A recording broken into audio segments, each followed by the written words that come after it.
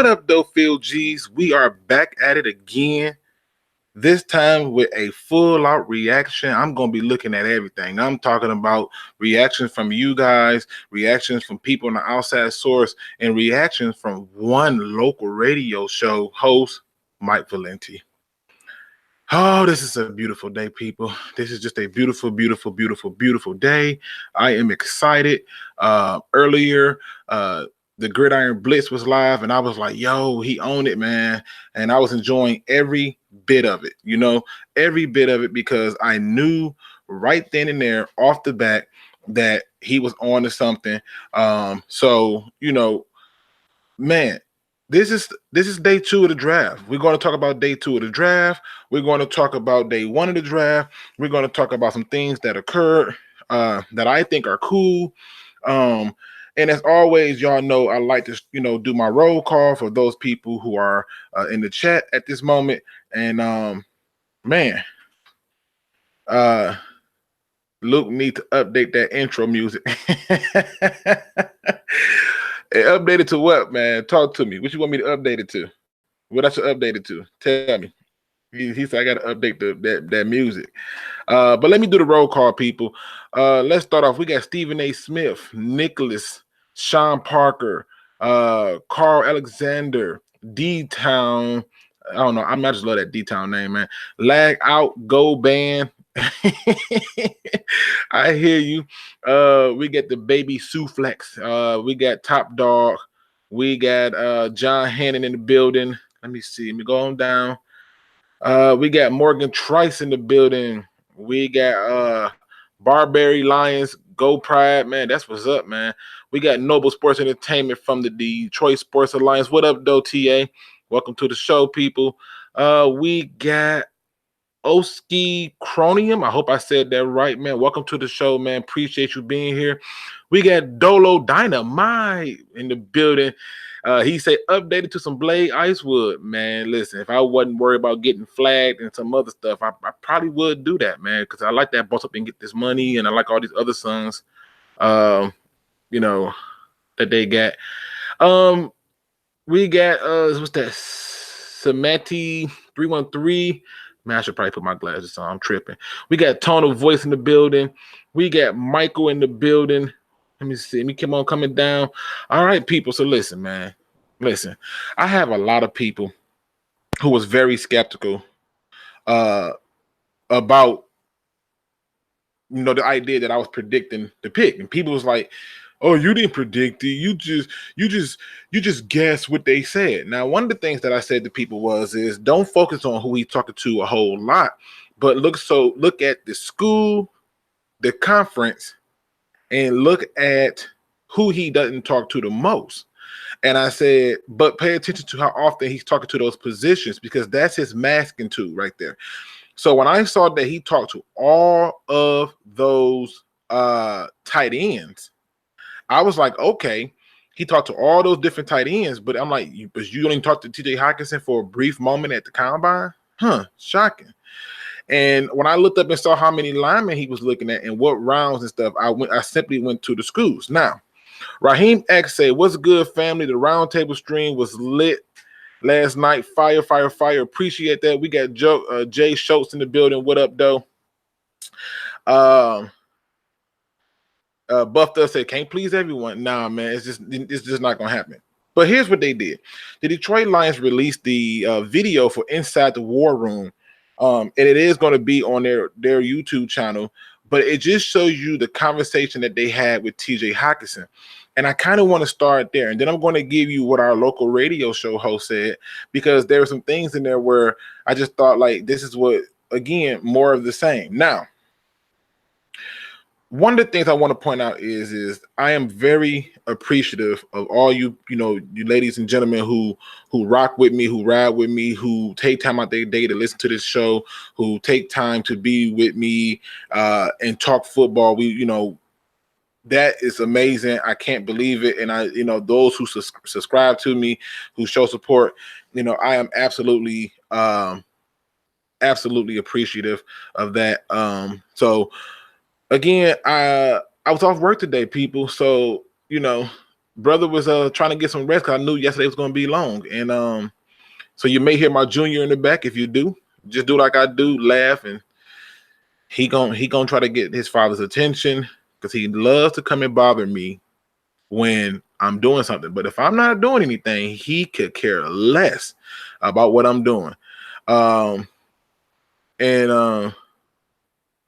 And Top Dog says he can't wait to come back here in 3 years and say, told y'all shouldn't go tight end in the top 10. Okay, if that's the case, I hope that you're right. So here's what's on the agenda for today. We're going to listen to the Detroit Lions war room for when they call Mr. TJ Hockenson. That's first. Then we're going to talk about Mike Valenti from 97.1 The Ticket. That's second. Detroit's own Big Will in the building. What up, though, Big Will? After we talk about that, we're going to talk about the day 2 picks, and I'm pretty sure I know exactly who they're going to take.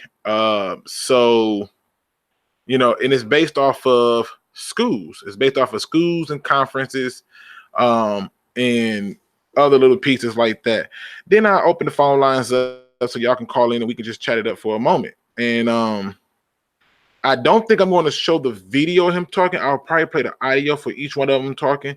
I just want you to focus on what they're saying, because I think what I find is watching it is cool, but I'd rather y'all be able to hear what they're saying because I think that's going to be better. Now, let me see. What am I forgetting? Make sure I ain't forgotten nothing. Make sure I ain't forgotten nothing because I want to make sure I'm there. All right. I think that's everything, people. All right. So first things first, the Detroit Lions called TJ Hockenson, people. I love this video. I really do love it because not only do you get another piece of the puzzle that I get to use to work with for next year's draft and for this draft, you get to have all type of information given that you may not have thought about. And it's one of those things that I had immediately noticed was some of the things he said. So let's get started to it. Let's let the man talk for a minute. And this is going to be the initial video. It's about 4 minutes and 7 seconds long, but we're going to get through all of it. Let's go, people. Good? Yeah, good. Calm. Can y'all hear that? Is that loud enough, people? Oh, hey, hang tight for me. I'm going to put on the phone our general manager, okay? Okay, hang tight. Hey, TJ. Good, man. You want to be a Lion? Now, let me just stop right there really quick, people. And I hate to nitpick at something like this, but I ain't trying to be funny enough. Why do all these NFL teams ask these players when they call them, do you want to be that team? Of course I want to be that team. You talking about paying me millions. I mean, right now, if Bob Quinn calls up Luke G and say, hey, Luke, you want to be a scout? Yes, you damn Skippy. Absolutely. Make no mistake about it. You won't. He can call me up right now and ask me, do I want a job to be a janitor in the building? I'll take it. You hear me? Okay. Especially if you're gonna pay me millions. I just thought that was a funny question that they always ask people. It's just strange. But let's let the man talk. He want to be a Lions where we left off. Okay, great. Well, we're gonna take you here at number 8. So congratulations. Really excited to get you on board here. I know we haven't had a lot of communication. We did that on purpose because. Whoa! Did y'all catch that, people? Did y'all catch that, people? He says, I know we haven't had a lot of communication. We did that on purpose. Didn't I tell y'all to pay attention to who he talks to, how often, and to pay attention to who he don't talk to? Didn't I tell y'all that when they're going to these pro days claiming that they're looking at one player, they're really looking at another? Didn't I tell y'all that? We did this on purpose is what he said, people. I'll go back for those who may be slow of hearing, not hard of hearing, slow of hearing. But let me just go back a little bit because I want y'all to understand something. When I'm doing these investigations on trying to figure this stuff out, it's those little things that tell me what he's been doing, because he did the same thing with Frank Ragnow. Didn't do a lot of communication with him, kind of met him a little bit, brushed off, and then he went on and did his thing. So here we go. We're going to listen to this one more time, people, because I'm telling you, there's a pattern in here that we just cannot miss. Okay, great. Well, we're going to take you here at number 8. So congratulations. Really excited to get you on board here. I know we haven't had a lot of communication. We did that on purpose because we really liked you. So really excited to get you up here. We have a really good offense, and we need a guy like you to kind of complete it. So like everything about you. I talked to Coach Ferentz last night about you for a while. So he told me everything that I needed to know, and all my scouts and all our coaches love you. So I'm really excited to have you here. Great. Well, listen, I'm gonna hand you over to our head coach, Coach Patricia, and then we'll talk to you later on tonight. Okay. Okay. TJ, congratulations, man. Yeah, buddy, absolutely. We're very excited, man. Very excited here. We know you're going to be a great line for years to come. And, we're excited to build around you and just keep it going. So, yep, we keep that pipeline going. We love Iowa guys. And, Yep, we keep that pipeline going. We love Iowa guys. And what he really is saying, that's Matt Patricia for those who's not keeping up. What he's really is saying is that they love the Big Ten. They love Big Ten players for certain type of positions. It's just is what it is. And they love the SEC. But if that's not enough proof for you, let me just go ahead and point out some things that is going to come afterwards. So we're going to let it keep riding. I just want y'all to hear this because they were happy as all get out about this. we can't wait to get you here. We'll be in touch, but congratulations. It's a great day for you, great day for us. And I'm going to pass you along here to Mrs. Ford, okay? All right, TJ, talk to you. Bye. TJ, well, congratulations. We're so happy that you're with us now. So just in case you're not familiar with that, that is the voice of Detroit Lions owner Martha Ford. I don't know how she's in her 90s. She looks like she's all a bit of a good 60, 70, but that's just me. Well, we were hoping this would work out this way, and it did. And thank you so much for your cooperation, and we can't wait till you come here. So, see you soon. Bye-bye. We'll give you some time there. I'm going to be calling you from 508 area code for the next about 15 minutes. We can set up some Now that travel. clapping you heard, that hit her on the back.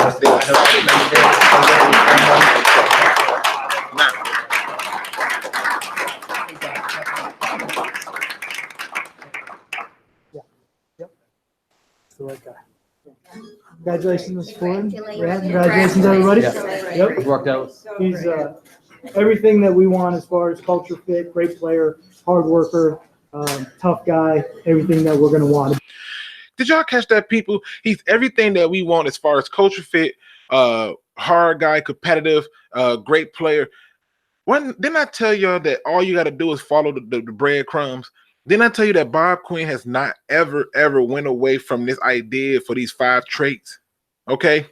Now, in my opinion, the thing that I love about this video is the simple fact that they have such an admiration for this tight end, and they know what they can get out of this tight end. Now, I'm going to switch this over, and we're going to switch this up and go to one.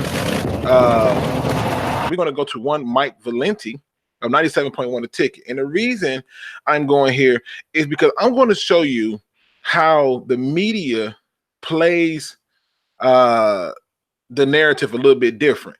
Now, for many of you who may be in, say, Hawaii, Texas, I know I got people from Bahamas, wherever you are, if you're not here in Michigan and you're not listening to 97.1 a ticket because you're not hearing it as a local thing, this is one Mike Valenti, and he's pretty much the only sports talk guy I know of that's on FM radio that you can listen to. The first thing I want you to do is pay attention to how he rides the fence. He's not gonna kill the pick, but he's just gonna ride the fence. Let's listen to what Mr. Mike Valenti had to say, people. This is gonna be fun. Y'all gonna enjoy this. All right. All right. Now listen. Let me wrap up the Lions for a moment, because I warned you about this, that I wasn't going to freak out if they took TJ Hawkinson, and I'm not. What you need to understand is the following. A, your general manager in the first round, his middle name is Safe. And right out the bat. Right out the bat. Let me ask you a question, people. How is this considered a safe pick if the player's good? Now, he's going to ride the fence some more because he's going to talk about, well, he's a great this and he's a great that, and he's going to say all that. But at the end of the day, how is this riding the fence? Now, we got some new people that came in here. We got Ghost Gunner in the building. What up, though? We got Foot Clan in the building. What up, though? Risky is in the building. Tone Capone is in the building. What up, though? Let me see. Tom Capone said, "Look, the phone was too heavy for him." Man, you is wrong. we got General G. Berry that just showed up. We got D-Map Zoom in the building. What up, though? We got Peace and Quiet. This guy, the phone like it was too heavy. Eric Whittaker, what up, though? Now, here's my question, people. He says that Bob Quinn's middle name is safe. Why is it safe? What's a safe pick, people? Somebody in the chat tell me, what is a safe pick? Because if you're telling me the player can come in and immediately have an impact and help your team win, why is that pick safe? Why is it not a good pick? You know, and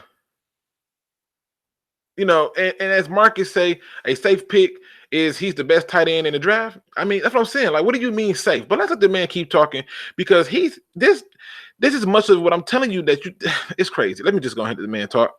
It's just Mr. Safe.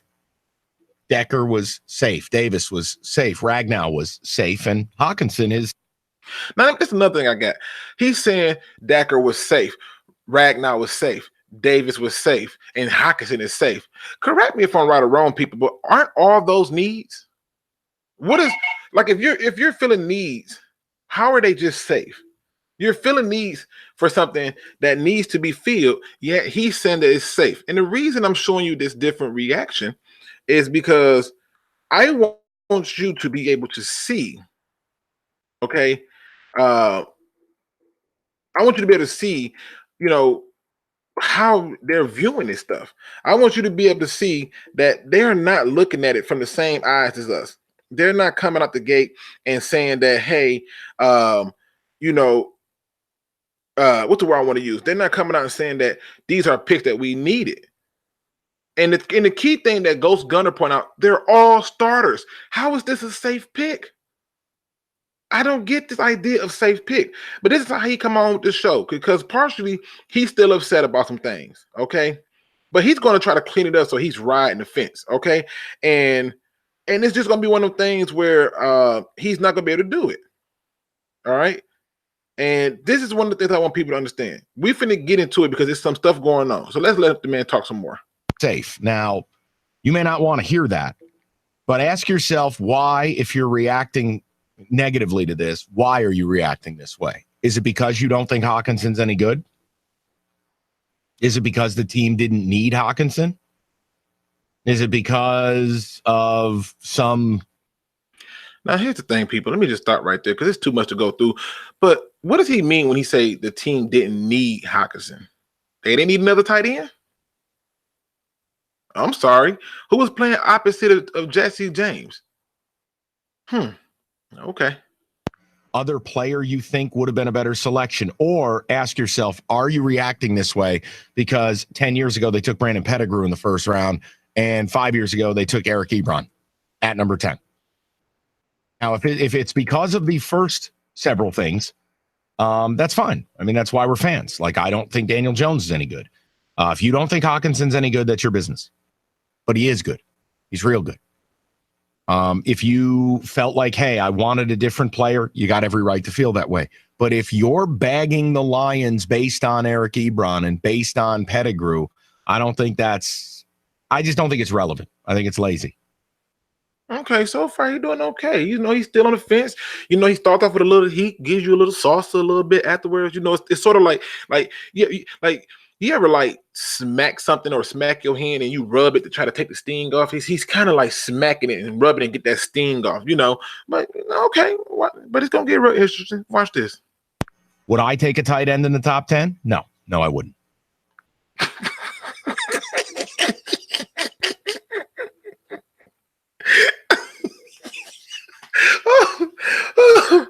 No, wait a minute, people.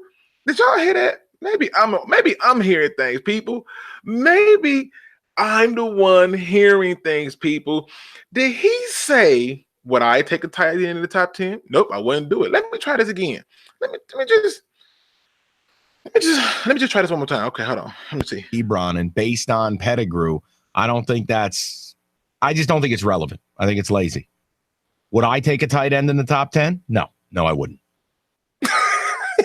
Now let me get this straight, people. He said, "Would I take a tight end in the top 10?" Nope, no, I wouldn't. But ain't he the same one? Ain't he the same one who sat there when they was doing the mock draft? Hold on 1 second, son. What is going on? Oh, okay. All right. Look. He want me. Listen, I told y'all he was gonna get my attention. Now listen. Here's the question I have for y'all. Okay, he the same one who came out and he said the following.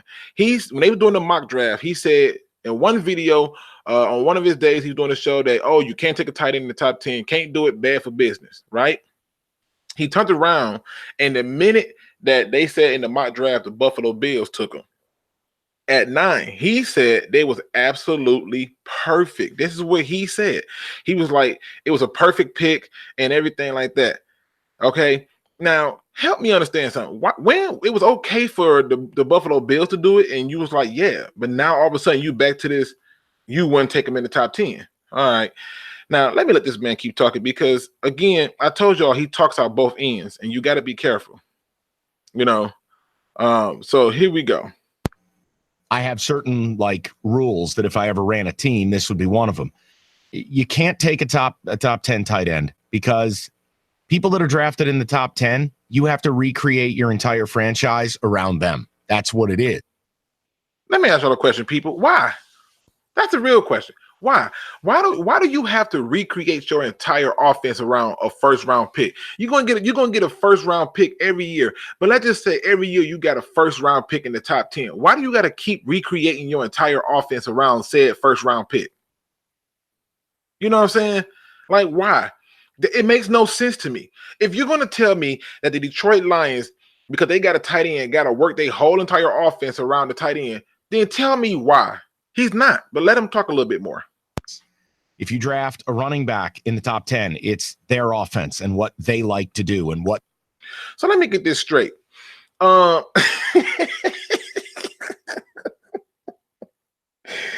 let me get this straight. So just because I draft a running back in the top 10, it's their offense, is that. What about those years where, like the Dallas Cowboys had already had Tony Romo, and they still went out and picked up Dak Prescott because Romo was getting older, and those little things like that. But you don't have to recreate your whole offense around the player because they are in the top 10. It doesn't make sense. There are a lot of teams who have top 10 picks every year. Why would you have to redo this? But we're going to let the man keep talking because he really believes this stuff that he says. Let's let the man say some more. They're good at. If you draft a wideout, same thing. If you draft a quarterback, same thing. If you draft a defensive tackle, same thing. Like, this is how it works. Here's another reason why I think what he said is ridiculous. He says that you can't draft a tight end, but then he names all these other positions because, according to him, if whoever you draft in the top 10, you got to build your team around that said player. So if it's an offensive lineman, if it's a tackle, if it's anything like that, you got to build around that trash. Now, here's my question, people. Okay, here's my question, people. Why? He never says why. And then on top of it, he's going to go into more detail upon his stupid stuff that he's saying, but we're going to let him do it. It's very hard to make your offense, and it might be downright inadvisable, to make your offense something built around a tight end. Now, if we step away from this, I think there are some things we can pull out of what the Lions did, and I'll throw the number out, 248-539-9797. And for those people who want to call in and harass him, he just gave you the number 248-9 something, whatever. Go back, rewind it, slow it down. He said it. Hey, they're in win now mode. I mean, it's just super, super clear. They're in win now mode.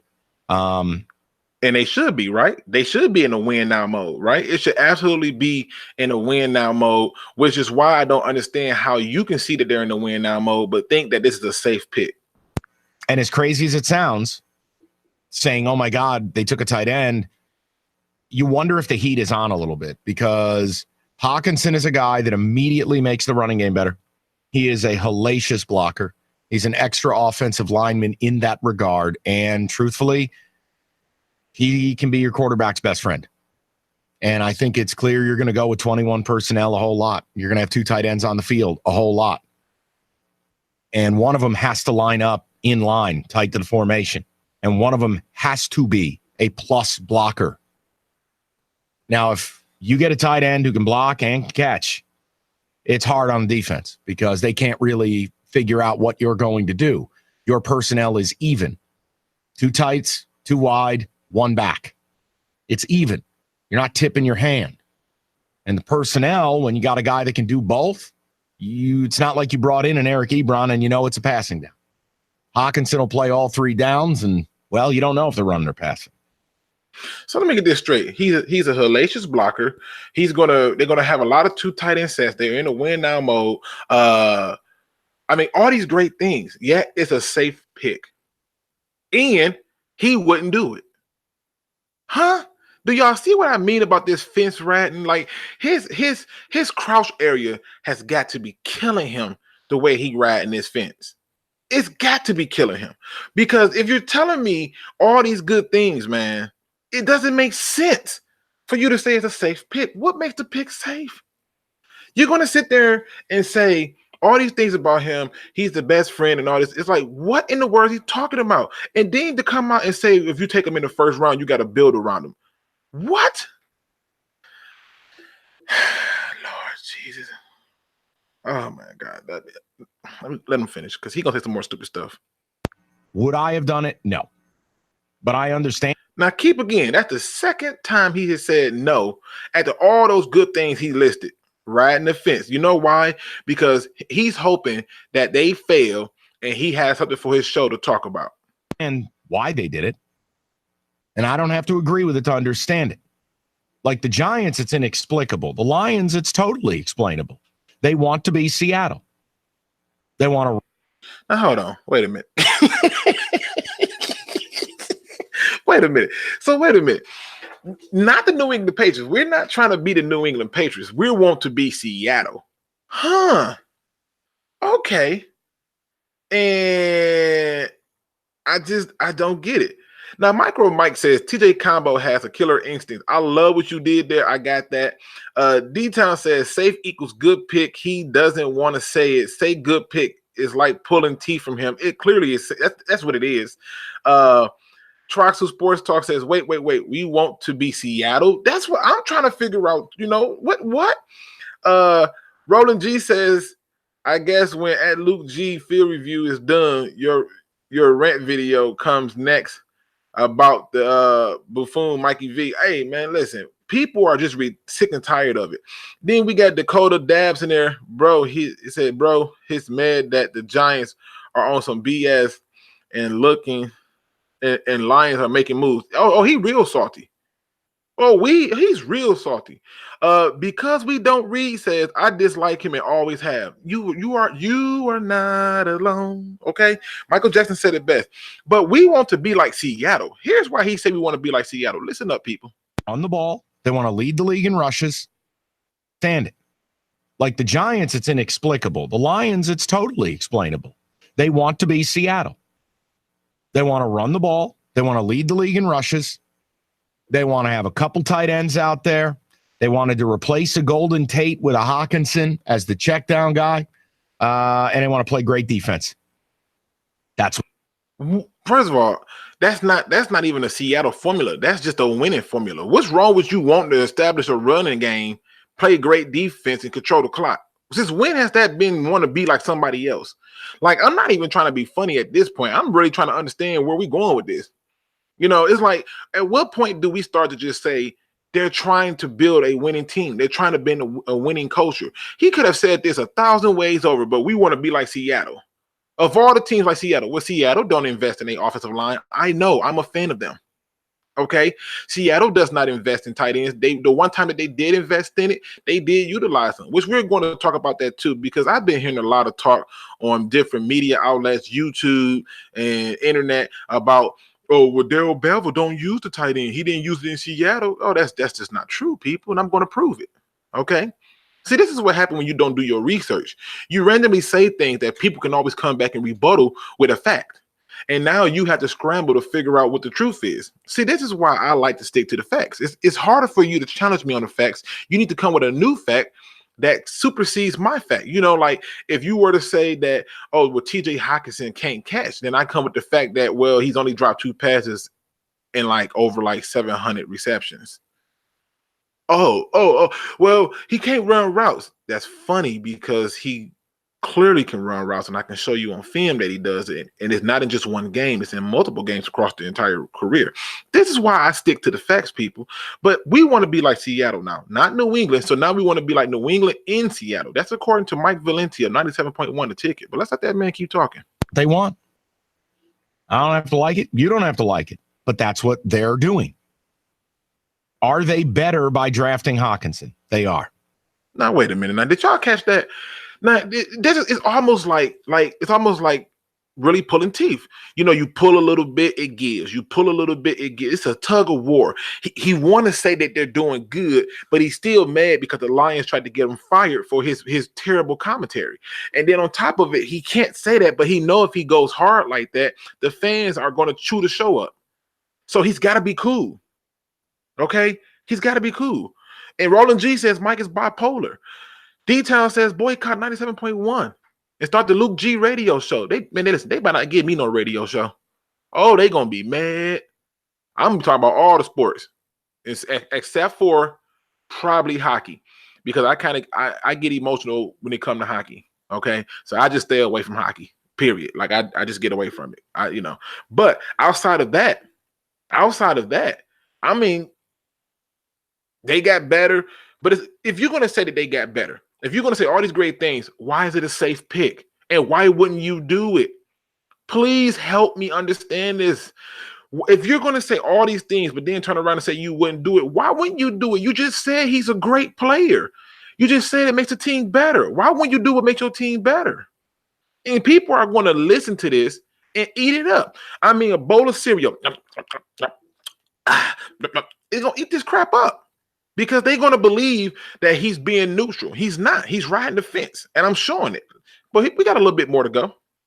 Could they have been better by drafting other players? Of course, and that's part of why we discuss drafts. Here's my question. Now, I would love to ask Mike Valenti who could they have been better by drafting, but I already know who it was.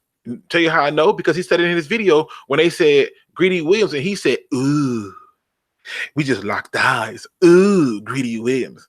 He wanted the Detroit Lions to select Greedy Williams if they traded with the Cincinnati Bengals down to 11. He wanted the Detroit Lions to take Greedy Williams over the guy who he just said makes the Detroit Lions better. He just said they make the Detroit Lions. He said all these great things about him, but he would have taken Greedy Williams over TJ Hockenson. That same Greedy Williams who's sitting up there in the second round waiting to be picked. And you know why he's sitting up there? You know why DeAndre Baker got taken before him? It's because he's not even the third best corner in this draft. That's just the facts. It's not something that I want to make up. It's just what I want to point out. But Mike Valenti is going to keep going on with this crazy stuff. But I can't rip them. I can't rip you doing if the Giants didn't do what they did and the Giants took Allen, there's a very high chance that Jacksonville takes Hockenson ahead of you. It kind of is what it is. Now, Jacksonville said, okay, we love Hockenson, but wait, Josh Allen is top 3 on our board. Yeah, we'll just throw another ridiculously good pass rusher into our scheme and figure it out. And that's that thing that brings me to my next point, people. This is the thing. You have to be able to look at football from a different perspective. Don't look at the name. Don't look at who you like. Don't look at all those other things, because what I've already seen is most of the people who hate this pick, and majority of the ones who hate this pick, were saying that they wanted people like Devin Bush. And when I asked the question of how does Devin Bush make our team better? Who is Devin Bush? What position is he going to take? And then the question becomes, is Devin Bush better than Khalil Hodge? No. Is Devin Bush better than TJ Edwards? No. Is Devin Bush better than Jermaine Pratt? No. Is Devin Bush better than David Long, linebacker out of West Virginia? No. How does he make us better? When you go on NFL.com, they compare him to Stephen Tulloch. Where? Stephen Tulloch get off blocks. This is the thing I'm trying to figure out, people. when they go through and they get upset about this, they're not answering the question of who. You know, they're not answering it. And again, I'm not saying that I hate Devin Bush, but you got to keep in mind the perspective that I'm taking. We're talking about Devin Bush at the 8th overall pick. How does he come in and have an impact for our team? How? It doesn't make sense. Now, if you're telling me that for some reason Jacksonville took TJ Hawkinson and we took Josh Allen, would I be upset? No. You telling me we got one of the 2 top players that we wanted? Great. Okay. Now, Ghost Gunner says TJ is about to meet the media. I'll probably do a breakdown when it's done because it's going to be long and drawn out. They're not going to have the mics on for you to hear the reporters, and I got to play around with the sound and hear what the questions are. But he's going to give you the general statements like, yo, I'm glad to be a Lion. I'm ready to go to work. It's going to be that same fluff. I got to dig deeper than that. Let's talk about what you really want to say. You know, let me look at your body language and see if you're really excited about it. And I'm just pointing it out. Now, and Fred Jackson brings up the point that the Steelers like linebackers, but at the end of the day, the Steelers needed linebackers. It wasn't that they like them, they needed them. You know, they really, truly needed them. They have been hurting in that position for a while, so they took what they thought they can work with. I ain't mad at that. But we're going to go back to Mike Valenti and let him finish telling us why he would not do it. Could you have done the same with Ed Oliver? Sure. And I'm telling you. He said that they could have did the same thing with Ed Oliver, but my question boils down to this. If you take Ed Oliver, who position is he taking? He's not coming in and starting over Snacks Harris. He's not coming in and starting over Ashawn Robertson. He's going to get his rotational parts in, but he's not going to get more rotational time than Deshaun Hand. So who is Ed Oliver supposed to come in and take? You want to tell me he's going to play linebacker to do what? Stand up and rush the quarterback? Because you can't put him in coverage. This how you got to think. We're drafting for a scheme and an identity, people. Mike Valenti, keep talking crazy for me. What you're doing. If this team goes out and goes 6-10 again, whether everyone gets fired or not, it doesn't matter. This entire fan base will stop caring. I mean, that's it. You'd have to burn it to the ground. Now, Stafford's got the best job on the planet because you get all the money in the world, and then your franchise now just asks you to do less and less and less and less. That's really what this is. They paid Jesse James. They're going to make him the receiving tight end. They draft. Now, right then and there. Right then and there. They paid Jesse James. They're going to make him the receiving tight end. Why? If you're running a 2 tight end set, why does Jesse James got to be the receiving tight end?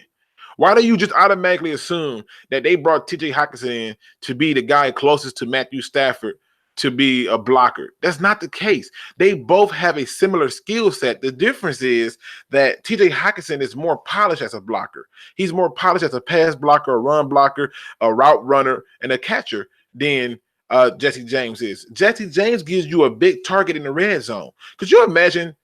Just stay with me for a minute. Could you imagine us coming down in a 2 tight end set on the goal line? And here's your options for Stafford to throw to. 6'4" KG, 6'2" or 6'3" MJ, 6'7" JJ, or 6'5" TJ. Notice what I did there, people. Everybody in there is big. Everybody's big. I mean, it's no way for this to be. Why does he have to be the? Go ahead, Mike. Go ahead. Hawkinson, he's going to be at Stafford's side every play, Lies. lined up all over the place, but tight to the formation. Now, hold on. Think about this for a minute. How he going to be at Stafford's side every play, but then in that same sentence, lined up all over the place? A guy that can block, a guy that will set the edge on running plays, will go out and destroy linebackers. This is a major tight end. But you wouldn't take him, and it's a safe pick. Do y'all see the contradictories, or is it just me? Is it just me? Please tell me.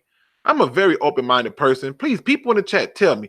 Do y'all see this contradictory happening as he speak? Or is it just me? Because how is it that you can give all this praise and then turn around in that same breath and say you wouldn't do it? I'm sorry if you tuned in and you wanted me to rip it. I'm sorry, like, if you're disappointed in that. But I told you there was very little the Lions could do that would upset me. And what I'm trying to do is not view it through the ha-ha 3 tight ends in 11 years prism. These guys weren't here when those picks were made. And Hawkinson isn't Ebron. Ebron was a guy who was undersized for a tight end, who never lined up tight to a formation in his life, couldn't block, and dropped 11% of the passes that were thrown his direction. I hated that pick that day. I don't have anything negative to say about Hawkinson. Really? Don't have anything negative to say. You just, okay. Well, he's right in that regard. He just got everything negative to say about the team and why he wouldn't do it. Not a thing. He's a really, really good football player. But you know what the problem is? Nobody in this town wants him. Everyone's going to use the Ebron thing against him. And it's very similar to Daniel Jones in that regard, because Daniel Jones' career is going to be held against Sam Darnold, and Daniel Jones' career is going to be held against Josh Allen and Ed Oliver. And it's tough. But I think they're doing. Now, this is the funny thing about this. Now he's talking about his Giants, and he's saying his career is going to be held against Ed Oliver. Why? Did you want the Giants to take Ed Oliver at 6? Like, okay. Their way. I think you're better by drafting the guy. I think he plays from day one. He plays a ton. I think he makes your running game better. And I know you don't want to hear this, and I know working my entire career here in Detroit, I'm sick of saying it, but I think it helps Stafford out. Now, hold on. He's sick of saying that it helps Stafford out. What? People, please help me understand. When have they put a complete team around the man? When have they gave him a tight end? Brandon Pettigrew? Eric Ebron? You gave him Calvin Johnson, right? No, you didn't even give him that because he was already here when they drafted him. So we can't even say you gave him Calvin Johnson. Who did they go out and get to really help him? Okay, Lakeland Thomason. Yeah, that was brilliant. Come on, man. Let's talk about this for real. For the first time in a long time, people, we have a GM. And it's amazing. And this is what this guy come out and say. I just got to share this with you because this is the stuff that you're going to see in the media. And I need to give you the truth versus this trash. You know, you got a 3rd and 4. You got a big body target like Hawkinson who can box a guy out and just catch the damn ball and fall over. First down, hand it off 2 more times, do it again. Guys, you're not going to like the way this team plays, but when you've won 1 playoff game since 1957, I'm pretty sure you don't care how they play. You just want to win. They're going to try to shorten games. They're going to try to move the sticks. Then they're going to take 3-4 shots a game with Golladay being a big play guy. Hopefully Marvin Jones recovers from the knee injury, and that's what they're going to do. They'll try to play action pass when they pass. I'd love to see him take a running back in round 2. That's my People, did y'all just hear that? Did y'all just hear that? Talk to me. Did y'all just hear that? Mike Valenti would love for the Detroit Lions to take a running back in round 2. Oh, my God. I can't make this stuff up. I can't make this stuff up. Why would you want a running back in the 2nd round? Who are you taking that's worthy in the 2nd round that comes in and have an immediate impact? And I am going to tell you who, based on my research, who I narrowed it down to the 2 players that they're going to take in the 2nd round. And we're going to talk about it. But why would you take a running back, though? Of all the positions you could take, a running back is what you came up with? That's what you came up with? The running back. Like, seriously? It's crazy to me. Like you're going to tell me that of all the positions you can take, running back is the one that came to your mind.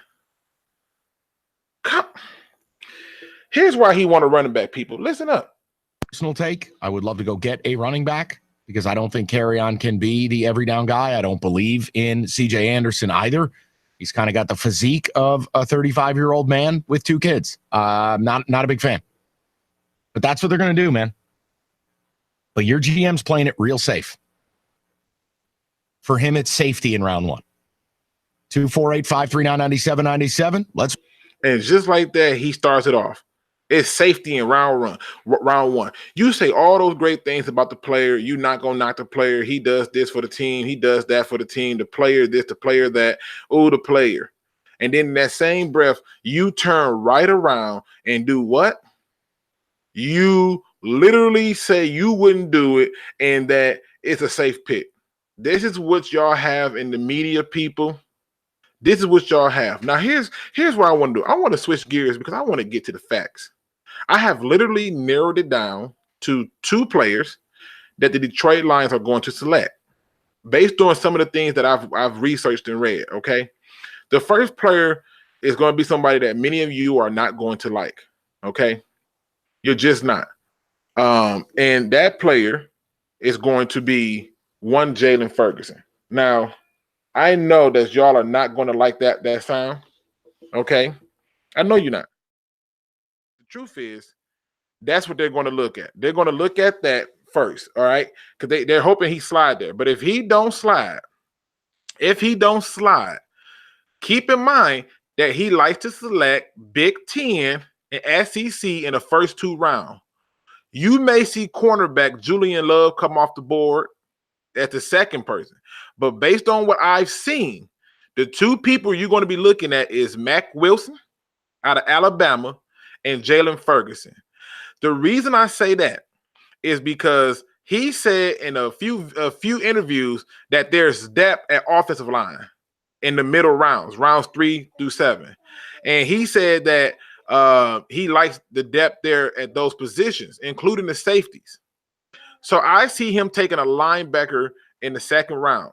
I do not think he would go and look at a guy like DK Metcalf because DK Metcalf is not a major need for us. Okay. I do not think he's going to take a running back because for what? Not in the 2nd round.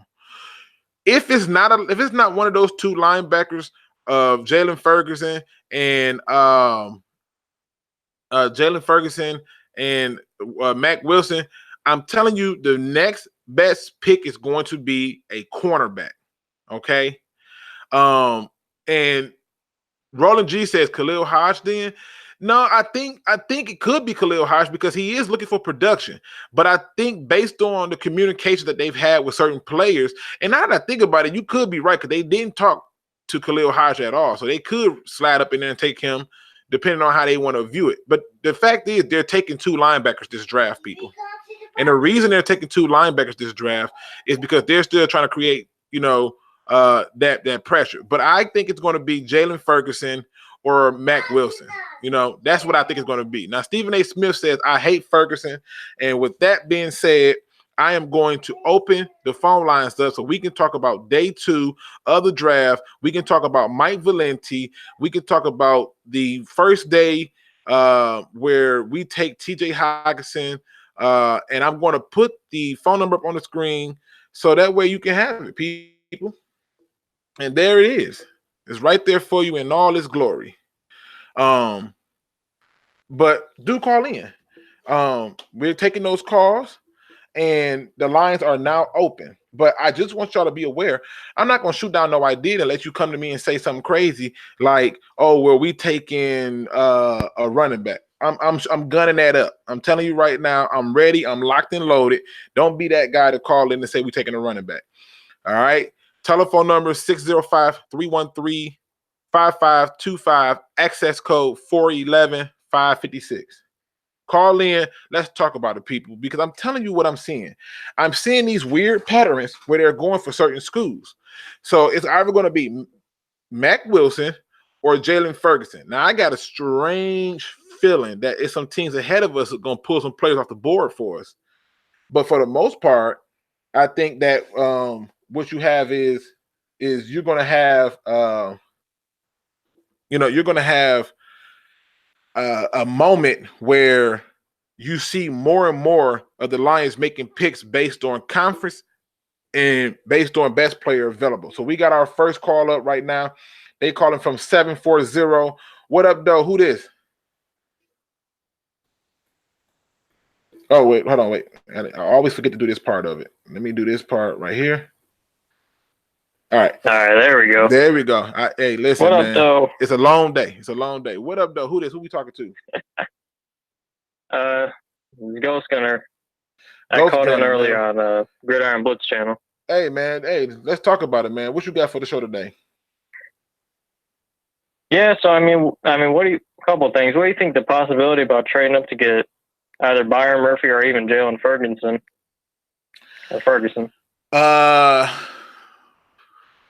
Here's the thing. I have been hearing the grumblings that Patrick Peterson wants out of Arizona, and I've been hearing the grumblings that you could see Byron Murphy or Greedy Williams going to the Cardinals right there. So I think with them knowing that they have that option coming in day 2, the cost might be more than I'm willing to pay.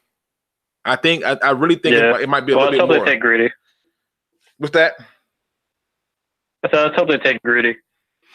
Now, see, here's the thing. I think Greedy is going to slip a little bit more. And I'm telling you what the problem is. When people went to his pro day, they he was making a lot of excuses for things he couldn't do. But I don't see I don't see the Lions taking him because, again, keep in mind, Matt Patricia has said repeatedly that his guys have got to tackle at every level. They have got to tackle. Greedy Williams ain't about that life. For sure. He don't want that smoke. I was hoping the Cardinals would take Greedy Williams so we can get Byron Murphy. I see what you're saying. So you saying they take Greedy and Byron Murphy slides. Okay. I see what you're doing. Yeah, that's what I was hoping. Okay, I see what you're doing. I mean, the Cardinals, they were trying to shop Josh Rosen like a few minutes before they drafted Kyler Murray. Which is dumb. That's what was floating around. And Josh Rosen didn't even know they were going to take Kyler Murray until minutes before. So, I mean, he deleted all of his Instagram posts with them and all that. Again, it's one of those things where now if you're telling me that they want to give a 5th-round pick for Patrick Peterson, sure. Because at this point, he's already made it known he don't want to be with you. Take what you can get. Free up your money. Do you know how much money they save for cutting him? Did you look that up? I would not know, no. They say almost $15 million to cut him or trade him. Okay. I mean, seems pretty reasonable to me. Now, listen, people. We had a total of 84 at one point in the chat, and I got 28 likes. So let's get those likes up so we can get this radio show going because I want to be able to get our media out that is fair and unbiased. I want us to be able to have people who know the sports that they're talking about and that can give this team that we love some more attention. Now, let me ask you this, Ghost Gunner. If you're sitting up there and you're the Lions, I mean, do you really want them to trade up? I mean, with the amount of great players that are still there and at the position we're at 43, I don't think we have to. I think either way, we're going to get somebody pretty good. And that's what I'm saying. That's why I don't think the trade up makes sense. They can sit there and still walk out with the player that they want, like how they sat there and almost had an option between taking either Josh Allen or taking TJ Hockenson. It was crazy to see how this draft went. Now Joseph Murdoch, a little surprised that he got taken at 7, not at 4. Well, Joseph Murdoch says that he see Cody Ford could be the 2nd-round pick. Now Cody Ford does fit the conference. He does fit the conference. He does, yeah. And I would not be surprised. I would not be surprised if they did do that, Joseph. But based on the conversations that he has made in his interviews, I think they're going linebacker, either Jalen Ferguson, because what they want now, they want that pass rusher who can give you something off the edge, like how they went out and got Chandler Jones that one time. I think that's what they're looking at now. They're looking at that pass rusher and saying, okay, we want to go and get that guy. And so to me, I think that's what you see. Okay. And it's Roland G says at Lukegsfieldreview, take Chase at 2. Oh, you can't. Not with the talent that's still on the board. I mean, what do you think about them taking Chase Winovich at 2 with the talent that's still on the board? Yeah, I mean, unless they wanted to, like if they took somebody at 43 and then traded back up again in the 2nd round, but even then, there's probably still better options for him other than Chase Winovich. I mean, the truth is, if you go ahead. I'm sorry. Go ahead. They don't really have like what we were talking about, like the whole trading up thing. Like especially 2nd and 3rd round, they don't really have to move. I mean, maybe in the 3rd round because they have a pretty late 3rd round pick, but in the second, they can kind of just sit there and chill, and they'll get somebody they want, I'm sure. Absolutely. Whether that be a corner or a defensive end. Absolutely. And again, that's just the way, that's just the fact of it all, man. You got anything else for us on the show? Yeah, like I was talking about with the Gridiron Blitz earlier, what do you think of the possibility of trading Slay or on his last year in 2020? I think from what I'm reading, it is. I think you onto something in terms of the money, but I think before they trade him, I think that unless he starts making grumblings in the locker room about, oh, I want to be paid or whatever, then I think more than likely they'll let him play his contract out and let him test the market and then come back and offer him a 1 year or 2 year deal. Because what they have been doing is similar to what the New England Patriots do. Like, oh, we're not going to pay you. You can test the market and see what you get. And if it's a price that we're not willing to pay you, then more power to you. But if it's a price that we are willing to pay you, then, here, we'll match it. And you tell me, do you want to stay or not? So I think that you are on to something that they could trade him, but that's only going to be telling, depending on where they end up drafting next year, and depending on, which we're hoping is 32, and depending on what happens in terms of Slade's production, so those are the things that you have to look at. But ultimately, I don't see them making a trade off rip. As time get closer and I start to hear them talk more, I can kind of get a better idea of it. But right now, I don't think they're close to being able to trade him. I think right now they like what they have. That's still a couple years. Right. So I think this year he's taking the cap hit for him. I think this year is what I'm reading is $15 million, almost $16 million. Right. Yeah. I mean, like I said, it's one of them things where it's going to be contingent upon how they finish and stuff, and how he play. If he plays great and wants more money, he's definitely gone. I can tell you that right now. Yeah, they're not especially with having a Stafford contract, which not saying he doesn't deserve it. He definitely does. He's took plenty of hits for him to earn that money, but they're going to want to get younger, I think. Well, I mean, that side of the ball, especially him going to be turning 30. Even with the quarterback, they're going to want to get younger. So, especially down the line, because Stafford will be 34 when his contract ends, which is still young at this point. Yeah, I mean, we're seeing Drew Brees playing almost at 40 now. Man, Drew Brees is almost 100. I don't know how he's still doing it. Him and Tom Brady. So, but man, we might be seeing a lot of the older quarterbacks saying this next season or two start deteriorating a lot, because Drew Brees was doing it a little bit. Well, I think Brady already started doing it, and I think Brees has already started doing it. You see it, but they just holding on. Well, Brady, with the Patriots, they just run the ball, so he does not forced to throw it 50 times a game like Stafford has to. It's one of them things, man. But you got anything else? Because I'm a clear, because I want to touch on the second round. I'll let other people get on the line here. All right, man. Appreciate it, man. Thanks for calling in, bro. Hey, no problem. Yep. And just like that, man, we got that call out the way, man. Appreciate you calling in, Ghost Gunner. Man, here's the thing. I go through and I look at the second round, and this is how the picks go in this following order. It goes Arizona at 33, Indianapolis Colts, Oakland Raiders, San Francisco, New York Giants, Jacksonville, Tampa, Buffalo, Denver, Cincinnati. So if let's say hypothetically, the Cardinals do take Greedy Williams, the Colts need a cornerback. But I see the Colts trying to re-up on getting them another receiver. I think this is where you see your next receiver come off the board. So you might see like an AJ Brown here. The Oakland Raiders, who got rid of what is his name? Amari Cooper. They definitely need a receiver. And I think he's going to look to do one of two things. But I think he's going to build upon by getting an offensive lineman. So now you got the San Francisco 49ers who come up. I think they're going to go defense. The Giants is definitely going to go wide receiver. So you're going to see a run of wide receivers in cornerbacks because even Jacksonville, Tampa need a corner, Buffalo need everything. Denver got problems with Chris Harris because Chris Harris is literally sitting up here and telling them, give me a new contract or trade me. Okay.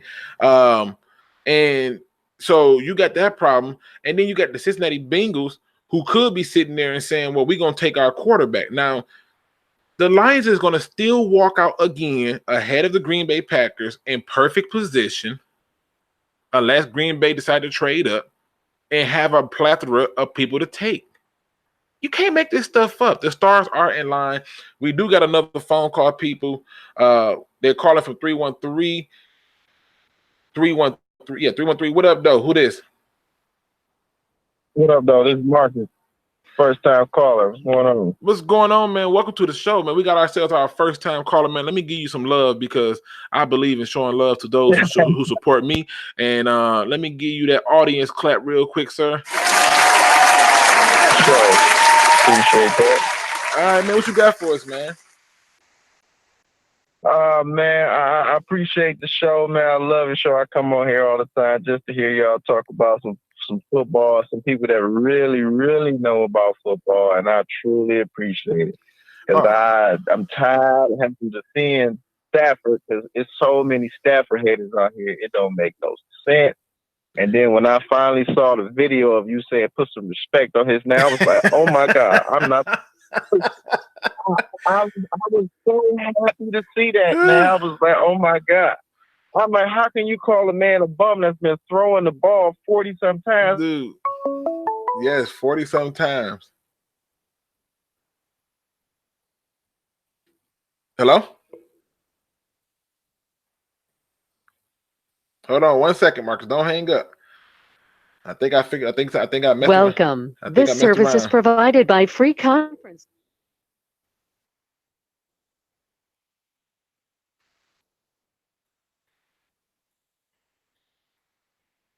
Marcus, you still with me? Yeah, I'm still here. All right, man. Technology will fail you every time you need it most, man. That's what happens. But yeah, man, listen, when I made that video,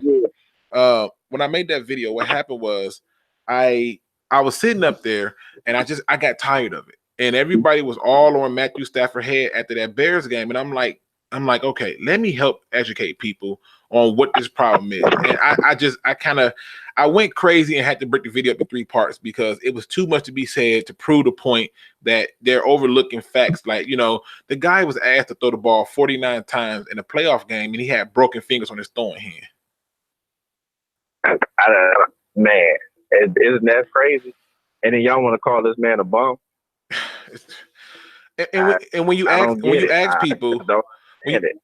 people, like, what team did he have that you thought he should have won with? Nobody can answer the question. When you ask him who has been his best tight end, nobody can answer the question. Who's been his best running back? Brandon Pettigrew. Man, listen. They say Reggie Bush. Listen, I've gotten everything from Ebron to Pettigrew. I had one person tell me it was Luke Wilson. I mean, listen, I got it all. Oh, you got they had it just okay. I mean, I'm just telling you. Luke Wilson. He didn't even do nothing. Listen, man, this is Luke Wilson. Listen, I told people, and it's so funny because when I was talking to the Gridiron Blitz, man, when I was talking to him, I said, hey, Derrick, I said, I want you to pay attention to something. He said, what's that? I said, I did 21 years of tracking, 21 years of digging through material and data. And here's what I found out, people. I found out that all the teams who were making it to the Super Bowl were running the ball. And I found out that those teams with the top passing attacks, they generally were not winning. And I went back 21 years and just looked at the rankings for top passing and top rushing teams. And the winners who came out on top often ran the ball. Ain't that shocking? Wow. Ain't that shocking? 21 years. 21 years of data, man. So, I mean, what else you got for us, man? Talk to me. Oh, man, I really, really would love for them to draft Byron Murphy. I really would, because I think he's a phenomenal corner. I think he's a beast. But agree. I looked on Bleachers Report, right? And they got us taking Mr. Chauncey Gardner Johnson, the prediction. So if they did take a safety, would you be mad about that? I mean, if you tell him, if you telling me Taylor Rapp is gone, okay. But I think if you look if you look at the school, look at the school. Yeah, but I would take Taylor Rapp before I take Chauncey any day. To me, Taylor Rapp is the best safety in my opinion. Right. And I think what you're saying is this: they're trying to figure out, okay, if you take Chauncey Gardner, the school is right; it's an SEC school. But the question becomes: is it the best player available for need? No, they want more linebackers. Okay, they want more linebackers. So you think they go linebacker? And the key thing is they want players who are versatile. You got to be able to play more than one position. You see what I'm saying? In other words, you can't come on this team and just be a safety. You need to be a safety / corner. Okay, you can't come to this team and be a linebacker. You got to be a linebacker who can play all 3 linebacker spots, or a linebacker who can play linebacker DN. Otherwise, they're not taking you. Right. You know, even the receivers that they're trying to go after, they're looking for blocking receivers. People don't know this, but Kenny Galladay and Marvin Jones are great in blocking when it comes to that run game. So that's true. You know, these are the little things that I'm picking up on to figure out this pattern on who they take. And that's why I got them taking either Mac Wilson, or I got them taking either Mac Wilson, or I got them taking Jalen Ferguson. Now, Jalen Ferguson wouldn't fit the actual school conference. He wouldn't fit the school conference. But Jalen Ferguson fits the best player available for need. Yeah. But I like Jalen Ferguson though. He's a beast to me. You know, I know a lot of people don't really care for him, but I think he's a pretty good player. But you know, I'm still looking on the Bleachers Report. They got Denver taking Mac Wilson. I mean, and I can see Denver is ahead of us. And I can see that. But I think if you look at Denver, Denver took who would they first pick? Noah Fant. And I can see Denver going in a different route of trying to, you know, if you're telling me that they sitting there and they get to have a pick between Drew Lock or Will Greer, I think they take a quarterback. I think they take a quarterback. Yeah, well, they got Cincinnati taking Drew Lock. Yeah, but see, if Cincinnati take Drew Lock, then you move the board down and you keep going through what their needs are. According to Bob Quinn, the focus should be on the top 3 needs for the team. So when he goes through, he can tell based on their top 3 needs if his player is going to fall to him, and it's working. So just some food for thought. You know, that the keys to finding the pattern is always looking at those little things, those things that people ain't thinking about looking at, which is what he's saying up front. I'm looking at the top 3 needs. So that's when I went through and looked at all of the team's top 3 needs left, and I was like, oh yeah, these are the linebackers who are going to slide. Byron Murphy is not going to make it because 2 of the teams, Denver can go quarterback and they can also go corner. So if they lose their quarterback, the QB, they'll just go CB and be good to go. But then you still got the problem with Arizona and Patrick Peterson, and Patrick Peterson can end up, you know, wanting to be traded. And now here we are with them saying, well, hey, we traded Patrick Peterson, so we're gonna take this person. So it's a lot of things that can happen in this draft. This is right here where you're going to see where the mindset of a good general manager is, because he's going to get people who can come in and have immediate impact. Oh yeah, man. I truly believe in Quinn. He's been a great GM so far. You know, I don't see nothing wrong with none of the picks that he's just making. But you know, like you said, if they do get a cornerback, I prefer it to be Greedy Williams, which, you know, so they can get him off the board. But on the Bleachers Report, they got him taking a center. So I don't know how that's gonna be, but they got them taking a center in the next round. I got their top 3 needs as corner. Tight end, and offensive line. Those are the top 3 needs I got for the Cardinals. Yeah.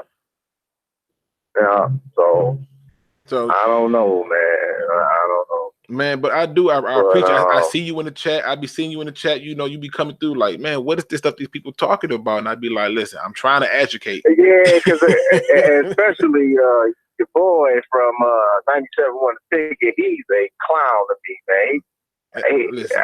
Listen, I don't even think he got a job because he obviously don't know what football is. Listen, you heard it there. You heard it He yourself, one that was calling them Pat Stafford and all that crap. I'm like, man, come on. The man throwing up stats, you want to call him Pat Stafford. Ain't that his job? Yep. Yep. You know, I mean, this man, he will call him Pat Stafford, but he's never had a running game. You know, now Seth Brown says DK Metcalf is a beast of a blocker, but 43 is way too high. I mean, yeah, because the other problem is we don't need a receiver there. You know, the depth for receiver is higher. You know, so that's what that is. But I'm not a fan of DK Metcalf. You know, he dropped a lot of passes. You know, and it seemed like he only good at running straight routes. You know, he's not a good route runner in my opinion. That's just me. I think he's overrated, but well, listen, man, I appreciate you. I appreciate you calling in, man. You know, these calls coming in. I'm trying to grab them, man. Please stay tuned. I got so much more coming, and I got something coming really cool for the regular season that I think y'all gonna get with, and I think y'all will appreciate it, man. All right, I mean, I gotta learn how to change my name on YouTube because I got my whole name on there. Can't nobody go to your to change your name on YouTube. Just simply go to your Google account and change your name from there. Because you're more than likely linked up to your Google account, so you can go there and you can change your name. Okay. There. All right. Okay. All right, man. Appreciate you calling in, man. Man. I appreciate it, man. I really do. Thank you, man. All right, people. We got another call coming in. Let's talk to him now. We got another 313 number. Let's talk to him. Let's get it. What up, though? Who this?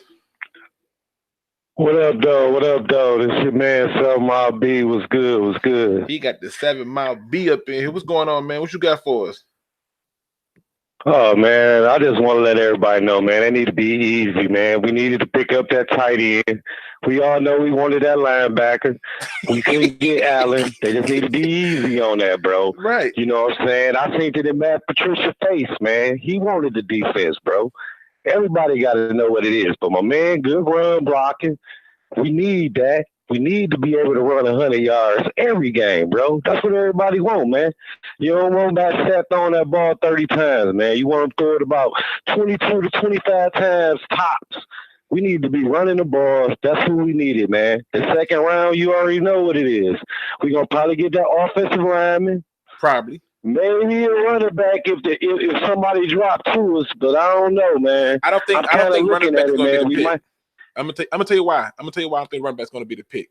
When they made that investment in CJ Anderson, you got to keep in mind they brought back Zach Zinner, so they're gonna still do the running. They're gonna still do the running back by committee. So they're not looking at running back. Running back is not a second round pick for them. They're just not gonna look at that.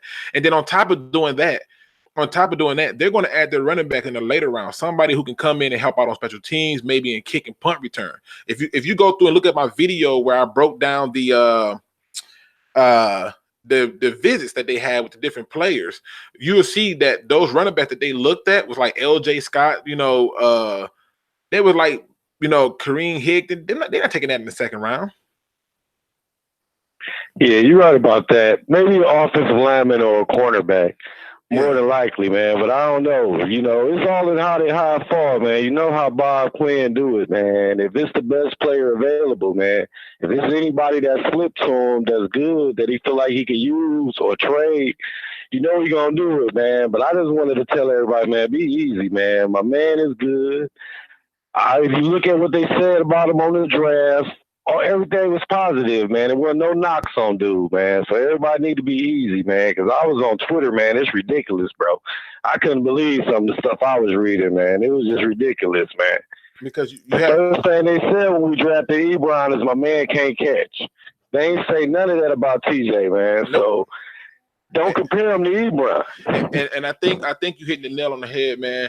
What you're going to notice is the people on Twitter have certain people that they want, and they felt like because we had Jesse James, we was done. But they don't realize that Jesse James is not enough. They acting like we said we took up Travis Kelce. We took Travis Kelce and traded for Travis Kelce and took around and took TJ Hockenson.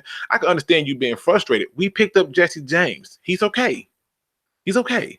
But we run a lot of 2 tight end sets, and that's just the general standard there, man. But I do appreciate you calling in and supporting. And like I said, man, please stay tuned. I got so much more coming. Hey man, you called it though, bro. I've been listening to you, man, and you know, a lot of people talk, bro, but you was on point, bro. You really did do your research, man. I watched some of the breakdowns you did, and it was on point, bro. You know, so. Yeah.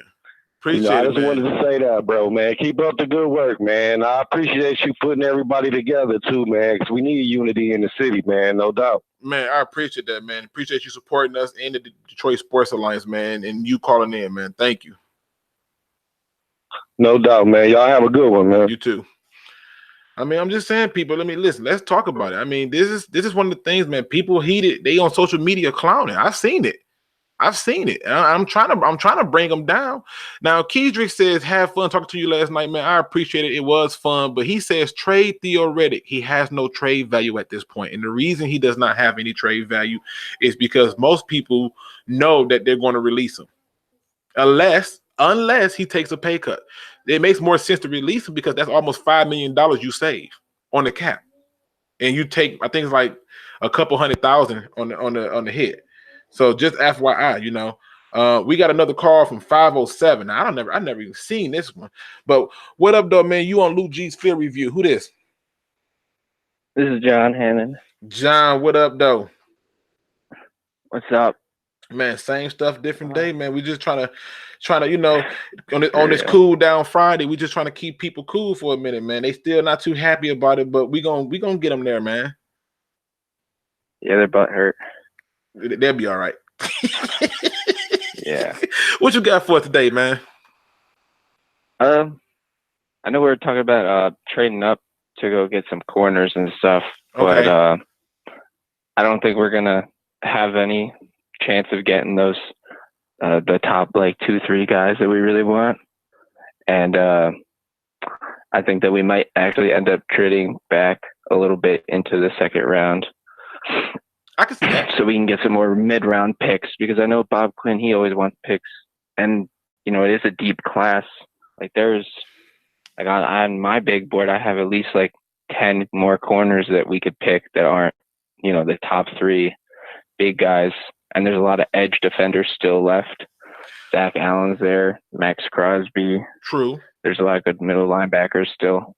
Now, let me ask you this question, because I just seen something that jumped out to me, and I think this was from Jack Bain. He says Montgomery is a beast, though. He is. But I don't think it's something that they're going to target at this point. I think it's something that you just said. The running back? Well, he's talking about the running back. He is a beast, but what you just said makes more sense. And I'm going to tell you what you said. You said the idea of the cornerbacks not falling to you where you want. I think that they really do love Sean Buntings from Central Michigan, and that he can be the target in the 3rd round. So I can see him being a target that they really love, you know, coming out. I know that based on the schools in the conference, they love the MAC and from rounds 3 and 4. So if you at those small schools, rounds 3 and 4, they got you. The smaller their school, the later you're going to get drafted. It's the formula. Well, yeah, we could even get Clifton Duck too. Right. And so it's one of them things. It's one of them things where you look at it and be like, okay, you know, it's one of them things where you look at it and you have to say, keep in mind that, you know, and this is to everybody that's still in the chat with me. We got up to 90 people in the chat. I got 41 likes. Let's keep those likes coming so my video can get some more publicity, and hopefully I can get enough people to take notice so we can get a radio show that can represent Detroit Lions sports the way it should be. Maybe I should just go to the Lions and be like, hey, you want to kind of like, you know, good idea. I think I'm gonna do that. I think I'm gonna send them a letter and see if they want me to be like their Detroit Lions sports show and just keep me on YouTube or sponsor me. I think I'm gonna do that. You do like the new Talking with TJ. Yeah, you know what I'm saying? Right. Like totally. See, you thinking big, man. That's what I'm talking about. I want big thinkers to call in. Big thinkers do big things, man. But can I address one thing though that ahead. you were saying about Chauncey Gardner-Johnson? He's not just a safety. He plays a lot in the nickel as well. True. So he does have that position versatility. I know Taylor Rapp's your guy, and I have Gardner and Taylor Rapp as like tied for my number 1. So I really wouldn't mind either of them. but he does have versatility. Well, here's what I mean by that. I'm not saying that he doesn't. I never said he doesn't. I'm not saying that I hate the pick or the idea of it. What I'm saying is based on the pattern that Bob Quinn has said in multiple interviews, it does not seem like that is going to be that. And I was making the point home that when y'all are thinking of these picks, think of these picks in terms of versatility. Don't just think of these picks like, oh, I like this player in the name. No, can he come in and play more than one position? And it's sort of the same way in corporate America. If I can pay you, let's say you an electrician, and I can pay you to hook up my phone lines and you can do my networking for, say, the computer, like computer framework. Why would I go and pay two people when I can just pay you? And so that's what I was saying. I'm not saying that it's a bad idea. I'm not saying that he don't have versatility. I'm just saying that when you watch the guy, it's clear to me that it's clear to me that he is literally somebody they could look at, but is it the best player available for need? And the answer to that question is no. Linebacker is the next needed position. They know that they know. That's fair. I want a linebacker. Yeah, linebacker's the next I needed want one position. bad. So, but there's a lot of good linebackers. And it's one of the things where it's one of the things where I just tell people off rip that you're going to have your pick of the plethora from there. And he's looking at production. Bob Quinn said that I look at what they do on the field first and foremost. But I think that Sean Buttons is a guy that they really know it's going to have the ability to slide to him in the third, and they're going to take a hard look at him. Okay. So, him and the guy from Blessings, Austin. Okay. So you're going to get those guys. So look for that third round to be like maybe Temple, or that Central Michigan area, maybe Rutgers. But I'm telling you, they're not too pressed unless it's just like Byron Murphy just fall to them. They might be like, oh, we can't pass this. So just food for thought, man. Just food for thought. You got anything else? I want everyone in the chat to go look at this man, Max Crosby from Eastern Michigan. He's a very productive edge rusher, and we get him like mid rounds too. He'd be a nice rotation player who can get off after the passer. I mean, and I like his game a little bit too. I think he still got some more room to add weight on in terms of like muscle, put some more muscle on. And the one thing I look for, like 6'5", 250. Yeah, the one thing I look for when it comes to a player on a D line is, do you have pass rush moves? You know what I'm saying? That's what I look for. But again, he dominates in the lower what do you call it? Competition. Right, and that's what you want to see. Can you make the people that you're going against look like you a grown man amongst boys? And that's where you want to be at, man. Appreciate the phone call, John, man. As always, man. No problem. All right. Later. Absolutely. Now we got 313 J Mo in the building, and he says Khalil Hodge ? I do think Khalil Hodge is in play based on production, and I hope that we do get a linebacker like that, because I think that he can set the middle of the field with Jared Davis for a long time. You can do anything with Jared Davis. He has versatility, but Khalil Hodge has versatility, and if you put him at the outside linebacker spot, trust me, he just needs a space. That's all. Just needs a little space. Now we got a call coming in from the 202. What up, though, man? You on Lukegsfieldreview? Who this? Hey, this is Mike, man. What's up, man? What's going on, Mike? What you got for us today? Hey. So check it out, man. Check it out. So I'm from I live in DC, but I'm from Detroit, man. Okay. And I love. Hey, I'm glad I found you on YouTube, man. You're exactly what I've been looking for. Thank you, man. Thank you. I appreciate that, man. I cannot stand 97.1. They have an agenda that is very clear. Yes, absolutely. So this is what I want to ask you, man. Check this out. So I believe that our linebacker, Davis, I think that he will be a better form in the outside position. I think they need to get a true brain for that middle. I think he thinks too much. I think he's a guy that can go sideline to sideline and clean stuff up and rush the passer. I'm telling you, I think they're looking for a guy that could be the brain in the middle, and he's not the guy. That's what I feel. Okay, so what you're saying is you thinking that, okay, so I say, so you're saying you thinking that they're looking for somebody who can be more of a field general in the middle of the field. That is correct. I don't Okay. think that's Davis, man. I think he's more of a guy that needs to be on the outside line, on the outside, rushing the passer. He's good at that. You got guys who, so we're in the 3-4.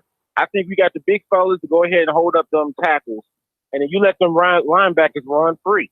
You know what I'm saying? You need a guy that's a brain, and if that's Khalil Hodge, I think that'd be great. Okay.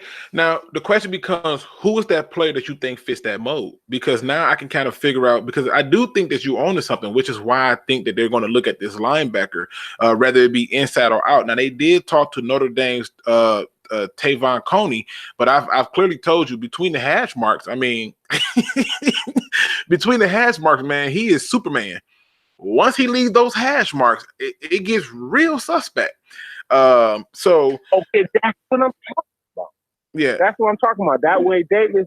I like Davis. I really like Davis. He's a hard worker. You can feel the passion in him, and I like that. I think that he needs to stop thinking. He overthinks things way too much. He's very fast. He has sometimes he runs past the plays. This is going into his third year, if I'm not mistaken, right? Right. But here's the thing: you also got to take into account that prior to having Snacks Harris, he never had nobody who can keep those guards from getting up to the second level.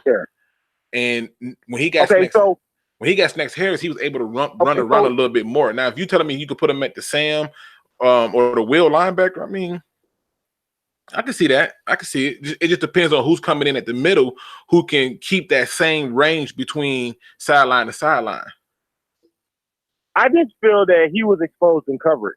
I mean, it's a lot of things, a lot of big plays went, and I looked at and I see numbers. I see his number chasing down the receiver. You know what I'm saying? I just think that we need somebody to man that middle of the field, and I just don't feel that that's him. Okay, listen, I can't knock it. I'm not gonna say that what you're saying is crazy. I'm not saying it. The thing that I'm trying to do is I'm trying to have you push it just a little bit further. Don't just look at that part of it and say, you don't think it's him. Start to go through the process and say, okay, look at the conferences, look at the schools, and look at who's still on the board and say who you want. Because then at that point, now you can start to see how it comes together for the puzzle, and you can say, is this the best player available for need? You see what I'm saying? Yeah, I'm with you. And so if you put Davis to the outside, fine. Now who becomes the best available player for need at the middle linebacker spot? And that's where we get into the questions about. Okay, I got you. Okay. All right, it's gonna be interesting to see. I got another question before I go, man. Go ahead. We got other people. Check this out. Why are they picking number 11? I thought they would be picking 8. Well, you remember when they traded up for Kerryon Johnson, right? That was part of the process as a conditional pick.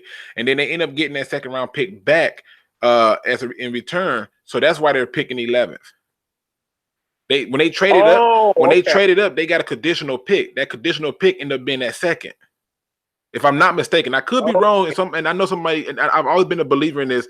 If I'm wrong, please come in there and correct me. But I remember them trading back, and I think that's how we end up getting that pick at 11, because it was a conditional pick that we had took for a trade.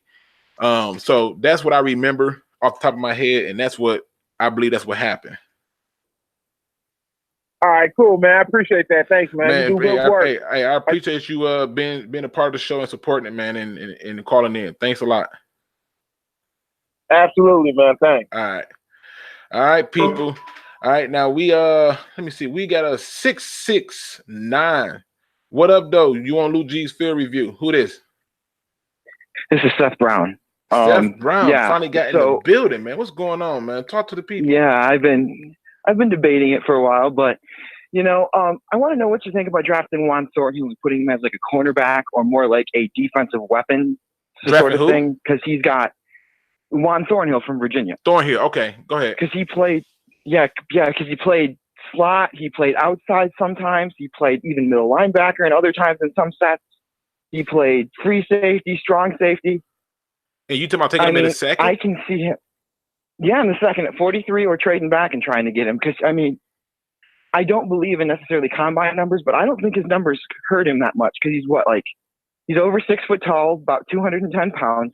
He ran a 4.4. He had a 140-inch vertical jump or something like that. Okay. And to me, he reminds me of a little bit bigger, more athletic version of a Devin McCourty. You know, a guy who you can move all over, who can play on tight ends if you need him to. He can play on some bigger receivers.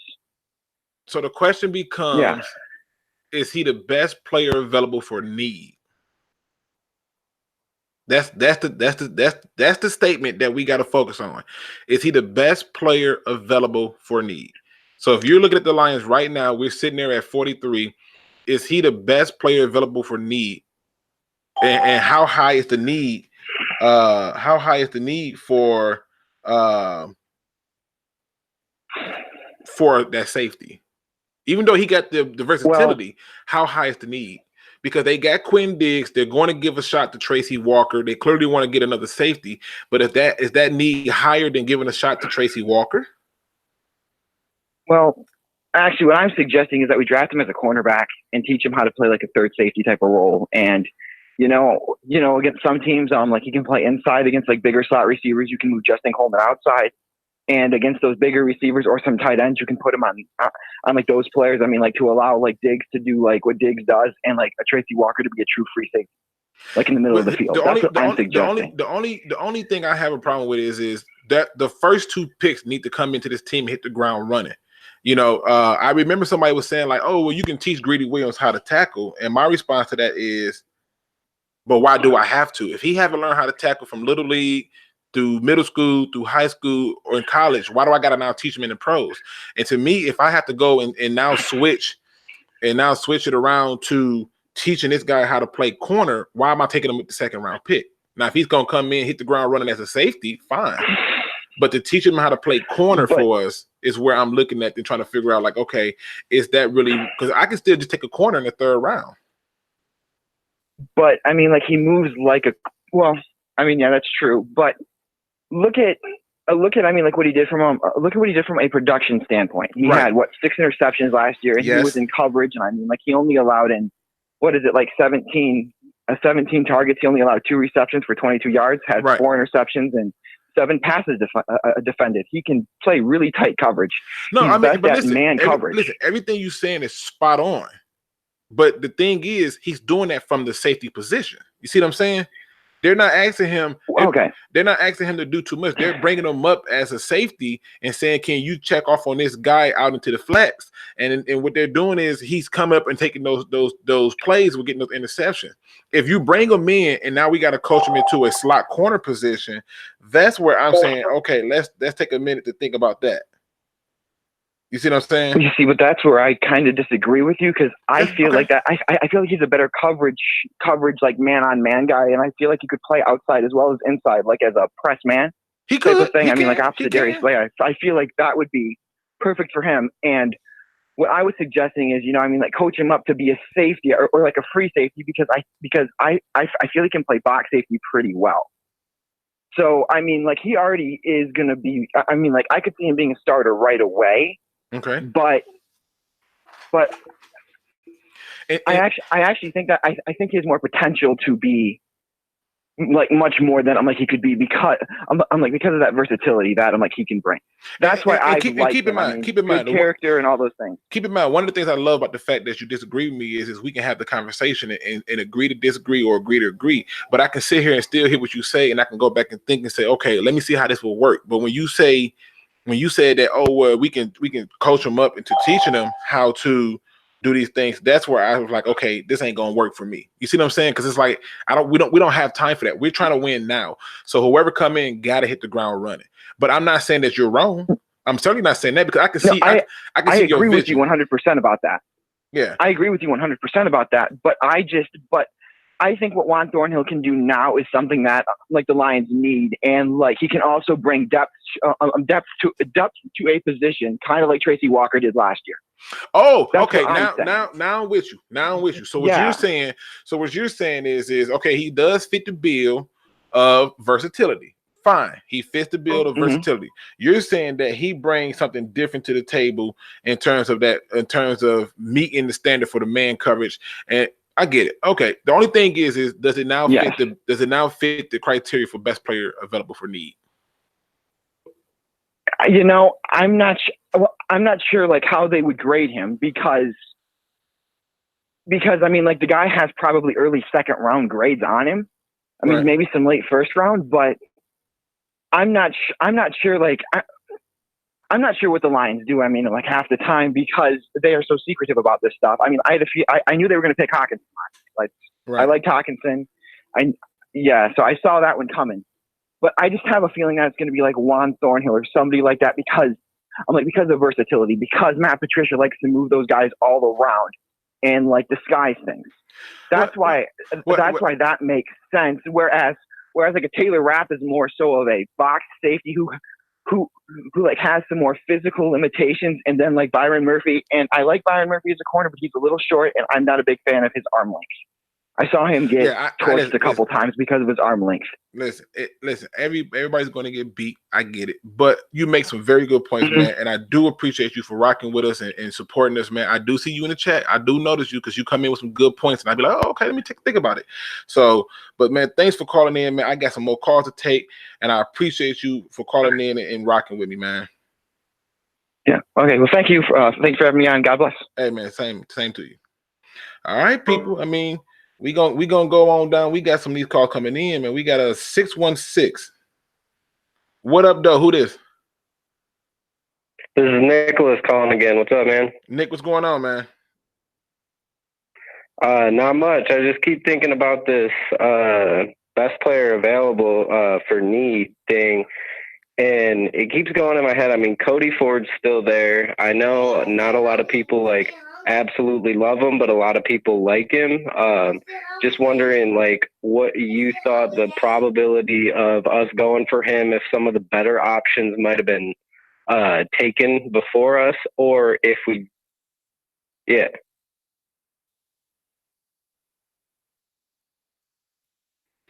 I mean, here's the thing. It boils down to this.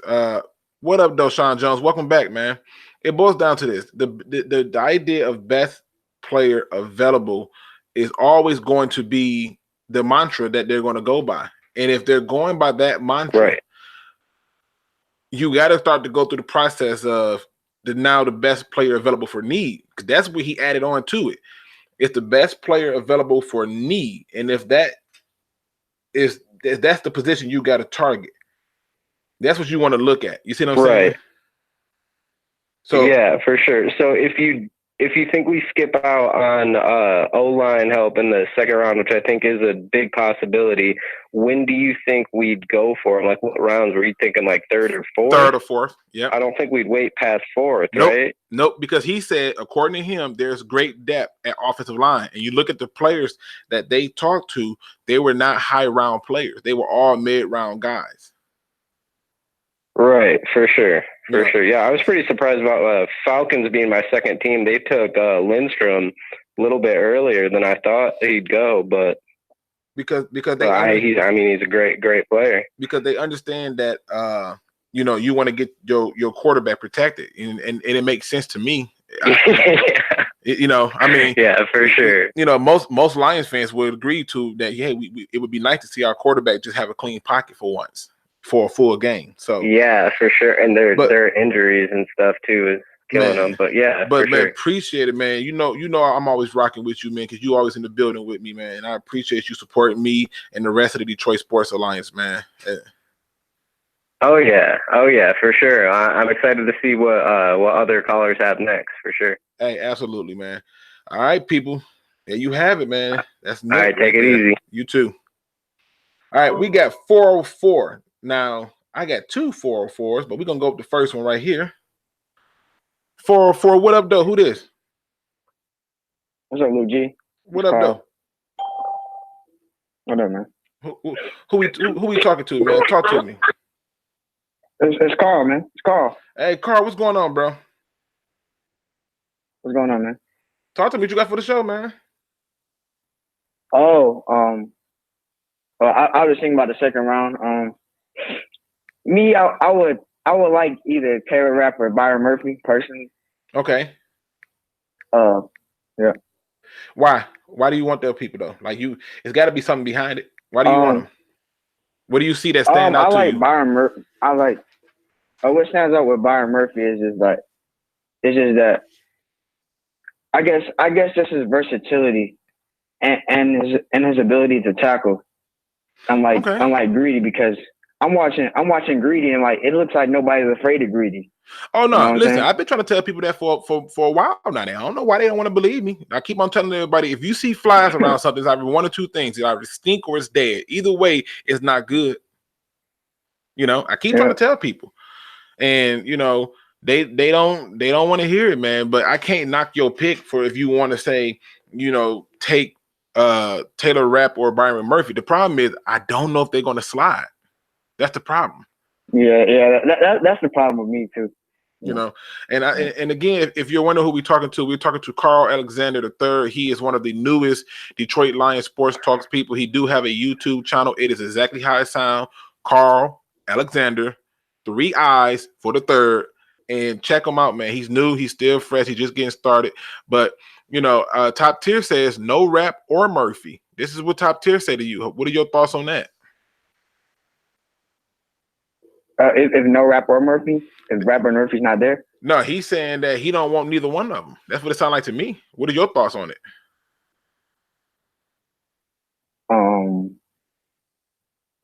He's saying that he would rather have Reisner or Power or Ford or Ben, something, as long as it's an offensive lineman. That's what he's saying.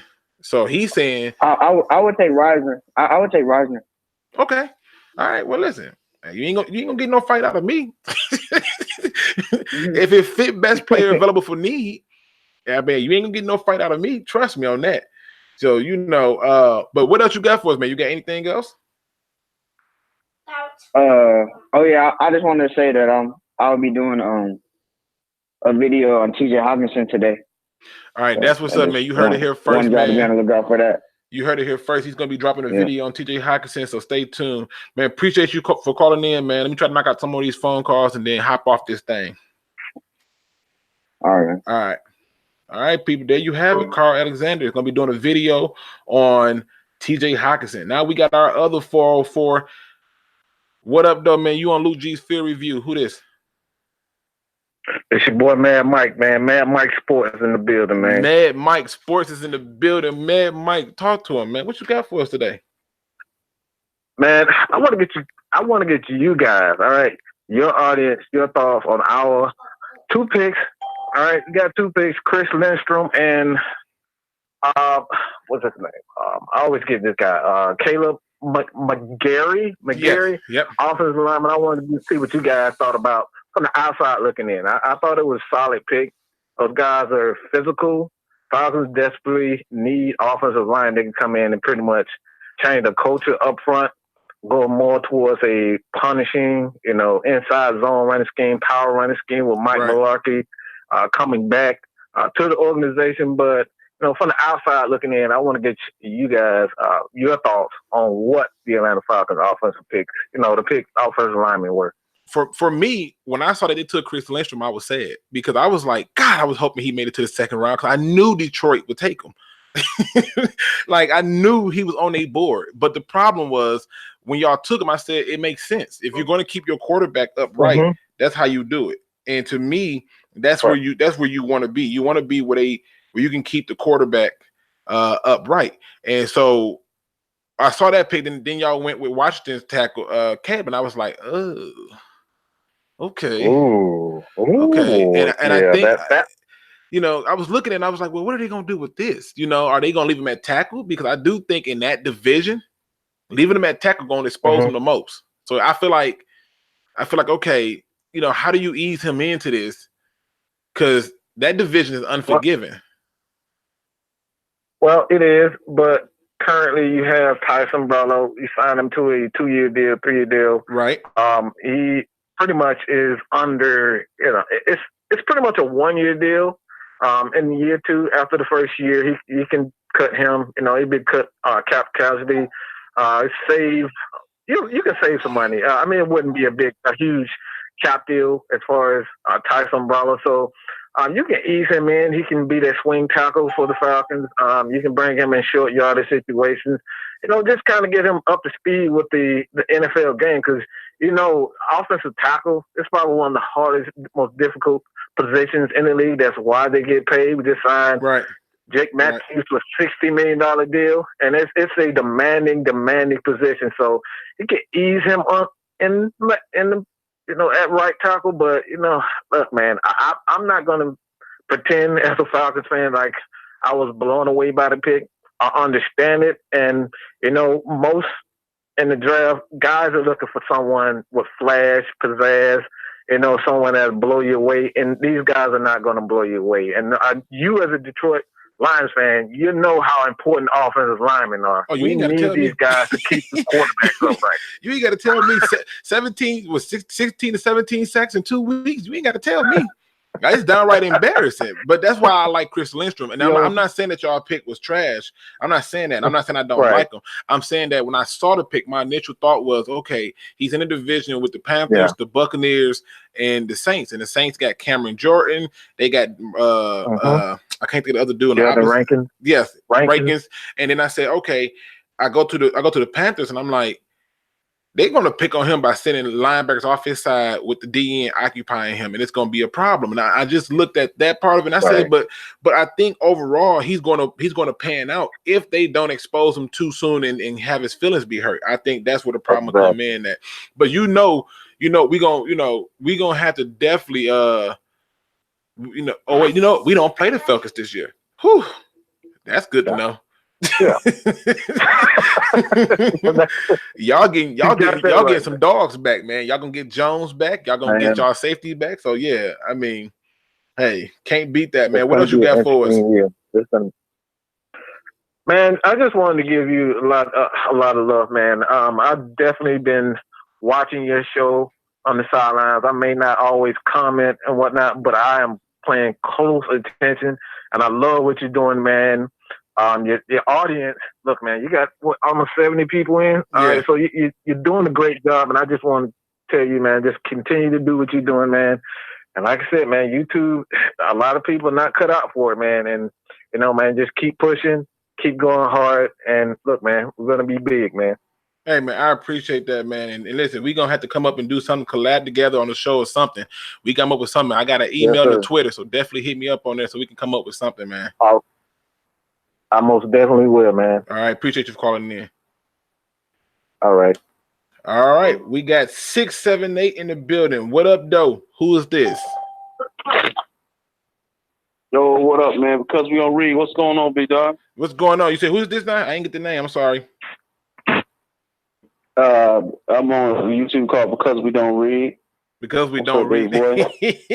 How did you come up with that name, man? Yeah, I just feel people are ignorant and stupid because they say things without either research or reading it.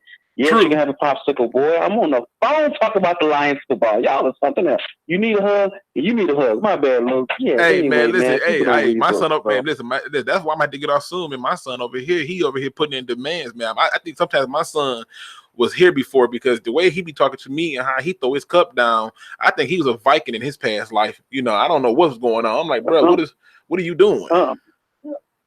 Right, you can't try to gangster on me. I gave you life. What's wrong with you? Anyway, man, what you got for us, man? Talk to the people, man. They want to know what you're talking about. What you got for us, man? Well, first of all, I've been a Lions fan for a long time. My cousin is George Jameson. I know y'all remember linebacker George Jameson, number 58, man. So since then, I've been a Lions fan. I've been watching them make terrible decisions in the draft. I done took about 7,000 Madden teams to a Super Bowl back to back to back. Yes. And I just be so curious about the decisions they made. Now, was I happy about TJ Hockenson? It was a great pick, to be honest. I mean, because he can block, okay? Stafford has never been – I don't like Stafford. I don't care what nobody says. He has a wonderful arm. I don't like how they read defenses. I think he killed – Calvin Johnson's career, overthrew a whole bunch of passes. I can't forget that Detroit. You see what I'm saying? Now wait. I'm gonna give you a minute, but let's go back one. How did he kill Calvin Johnson's career? Because if you go and look at Calvin Johnson's career before he got there, and look at Calvin Johnson's career after he got there, right? I understand. He made great plays. That's good. He made great plays and all that. I'm just saying. See, I'm a Gator fan too, see. And so I've watched Matt Stafford with the number one offensive line at UGA, the number one defense at UGA, and the number one running game at UGA, and still suck. So when I seen him play with Calvin Johnson, right, the numbers goes crazy because he's Brett Favre all over again to me. He throws wonderful passes and blah, blah, blah, blah, blah. But to me, he doesn't win games. He's not a winner to me. Now, I just have a personal issue with Stafford. But is he a good quarterback? Yes. Do I want them to trade him away? I wouldn't have been mad if they traded him away and drafted Haskins from Ohio State. I would have been totally happy with that. But the point is, you can't really blame him for everything because now, finally, we have a GM that understands that you build through the offensive and defensive line and everything else sprouts. So I personally would have took the best offensive lineman and put him in front of Matthew Stafford instead of the tight end. I like Jesse James.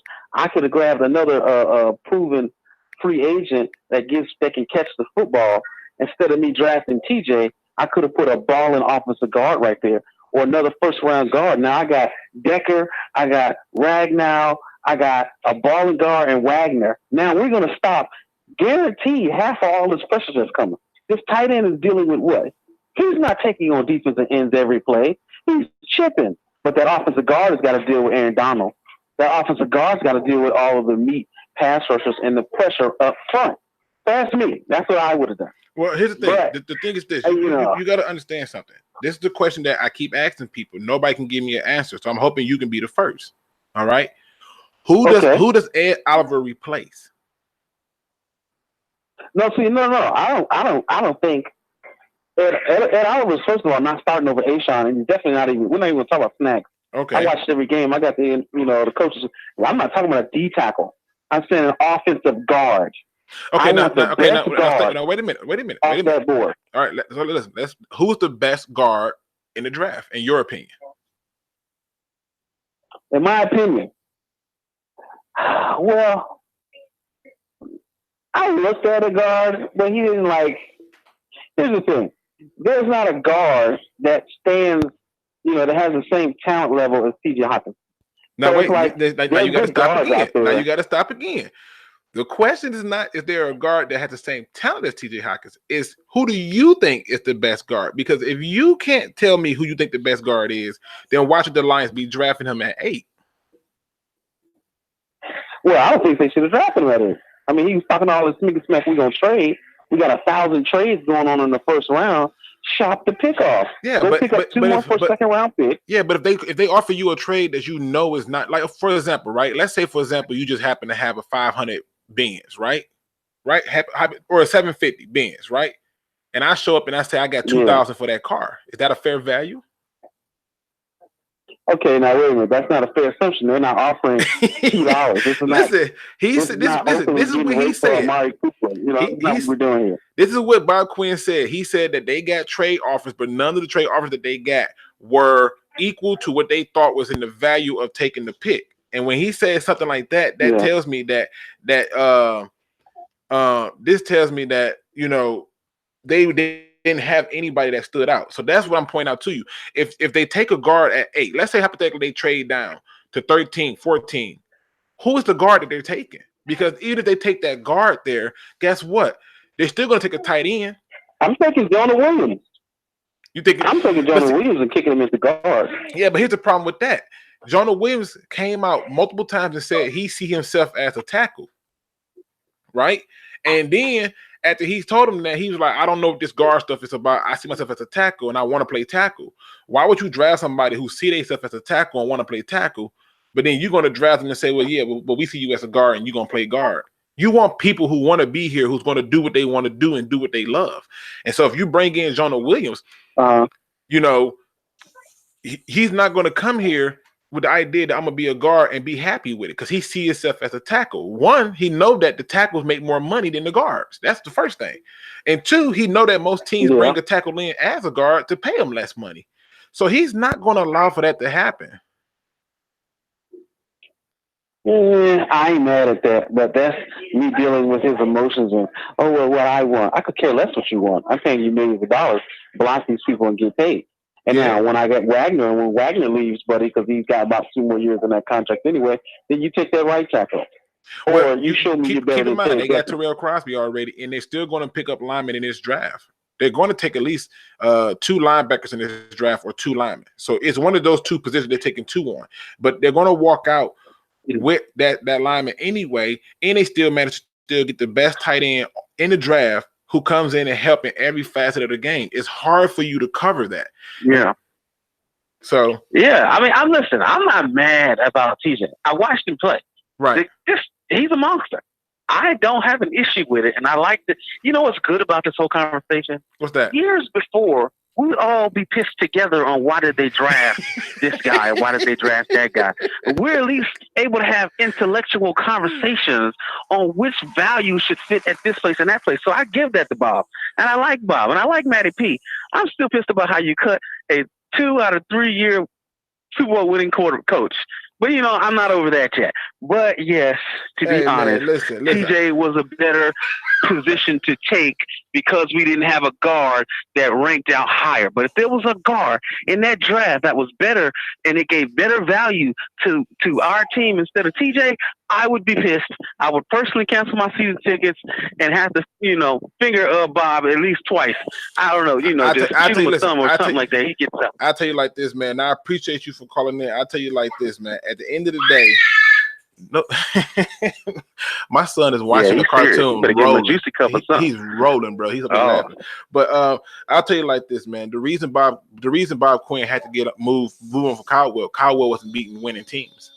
The way that we were winning, we were beating all the bottom feeders. We wasn't beating no winning teams.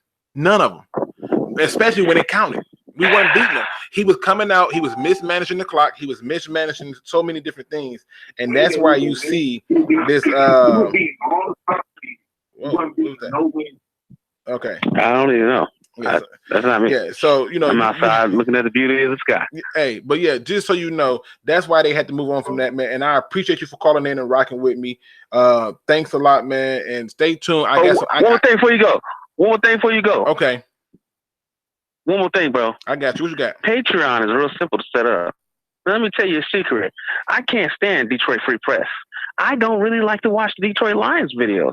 But I can sit here and listen to you because you're going to say something that makes sense. And I know other people feel the same way.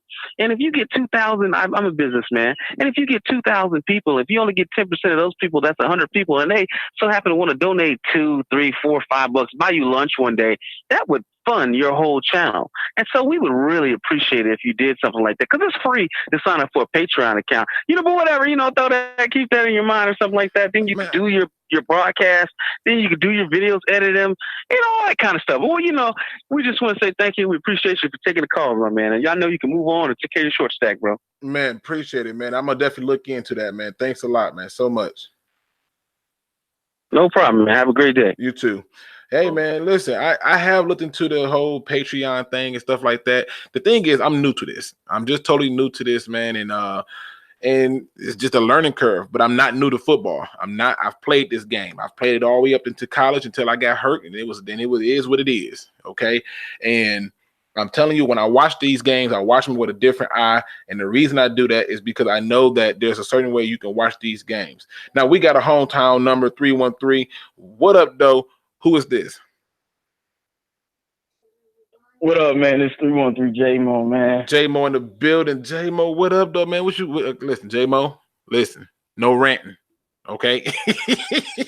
Man, I was about to tell you that last caller. I don't know what I was going to call to talk to you about, but I definitely forgot it after listening to that. Hey, man, it happens, man. It happens, man. So, I mean, he said Stafford wasn't a winner with But you got to keep in mind, J-Mo. All I'm going to say is if Stafford is the number one running back and the number one defense. J-Mo, you got to keep in mind that the key disclaimer in there for him was in his opinion. We can never challenge the opinions, but also have an open dialogue to address the opinion. You know, when he says that we could have got a guard, that's why I asked him who, because you know. It's easy to say it, but the benefit is he at least gave me a name, and I can now work with that and see where his direction is on it. And so, yeah, he said it in his opinion, but he also talked about how things have changed. And the biggest thing that he said that I would like for everybody to take away from it is not what he said about Stafford, but the fact that in the past we all would be up here peed off versus us having an intellectual conversation about it and saying, "Wow, this was a good pick." You see what I'm saying? Just perspective. Everything is different in perspective. That's what I'm saying. So I get it. No, it's in perspective, and I know that was in his opinion. That's why I called, because I don't agree with that. I feel you. Again, we got 313 J-Mo on, a Detroit Sports Alliance member. I don't think, but it doesn't matter anyway. My one thing I wanted to ask you was Khalil Hodge. I mean, not Khalil Hodge. With Jared Davis, why do so many people think he's not the middle linebacker? I really don't understand it. Well, one of the things is, if you listen to the caller who called in about that, he brought up some good points. And one of the points he thought is as a middle linebacker, you have to direct everything. You have to direct the front seven, the front four or front three, depending on what it is, plus the other linebackers. And you need to know all their assignments. And the best linebackers at middle knew everyone's assignments all the way up to the safety. But the safety got the best position to know everything that's going down. So what happens is the middle linebacker now becomes like literally the middleman to the safety on the read. He comes up, hey, Robert, in other words, they may be running right. He's trying to let the safety know, you stay fast on coverage. I'm gonna cover off to the right. He has to direct all that. And what the caller was saying was when he watches Jared Davis is not directing that. And he's not wrong. He's certainly not wrong. He's not saying Jared Davis is a bad player. He's saying that he wants to give Jared Davis a role where he does not have to think as much and react. And to me, that makes sense, because what you're saying is, if I can put Jared Davis in a position where all he's doing is reacting and making plays, great. But if you're telling me I need him to be the general, he's still learning those traits as we speak, and it's showing. And that's what he's pointing out. When you look at people like Luke Kuechly, you look at him, he's directing everything. You see what I'm saying? He's telling you, get over here, move, Yeah, I just think it's taken out of context with Jared Davis, because True. I've literally seen him direct, especially his rookie season at Tampa Bay game. I've literally seen him do everything that you're explaining. No, and nobody's saying he doesn't. Lions fans. Nobody's saying that he doesn't. He's saying that he wants a more refined person in the middle to do it. That's the difference. Not saying that he don't. And my point is, I think Jared Davis is that person, and Lions fans just refuse to give him any type of opportunity to prove himself. After snaps came, Jared Davis was lights out. Like I was just saying, in his rookie season, I've literally seen him. I remember the Bears game, because did we sweep the Bears or we split? But I remember the Bears game that we won at Ford Field. He was directing the whole field, and he single-handedly shut down Jordan Howard by himself.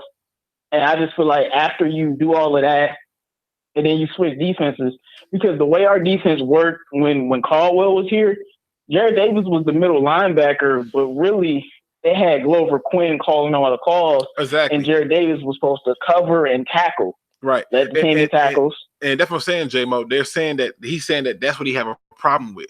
And even like Donovan but McDonald. My point is, let Jared Davis get a chance to do that. No, I'm saying he is. Quinn's not there no more.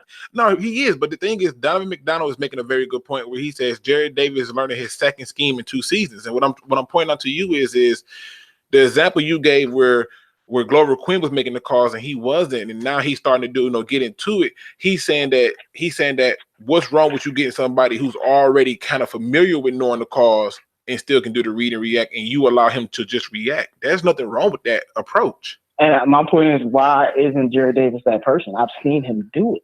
Right. I mean, listen, I'm not saying he didn't. I'm giving you the perspective. I'm just not trying. I just don't understand why Lions fans trying to move him out of the middle linebacker position. He's because they want him. They want him with another linebacker that's not Christian Jones. Listen, because they want him. They want to be able to use a player's strong suit. That's the perspective that they're giving. They want him to be able to make the plays, but be more reactionary instead of just thinking. And that's all they're saying, J-Mo.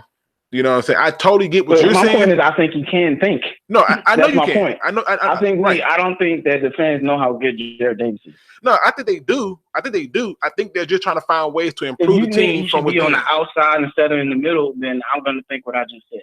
No, and nobody, and I'm not going to disagree with you on that neither. I mean, because Devin Kennard was thriving on the outside, playing next to Jared Davis.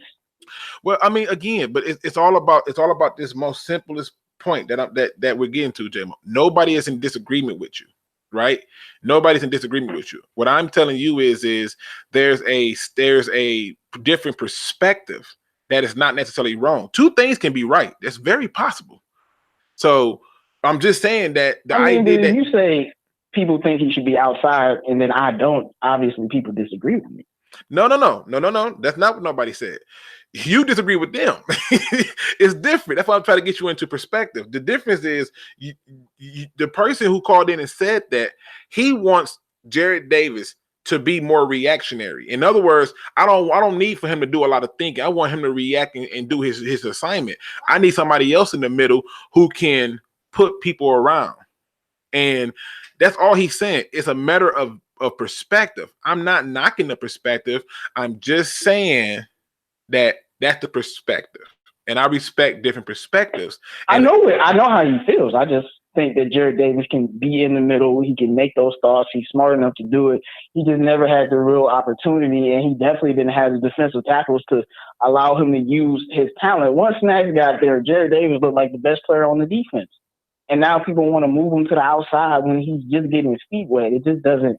I don't see that for him. I see him playing in the middle around other linebackers. I don't see him being on the outside, just trying to attack the quarterback. Well, here, let me give you another perspective with it. All right, and I gotta go. Unless it's Khalil Hodge, that's the only guy.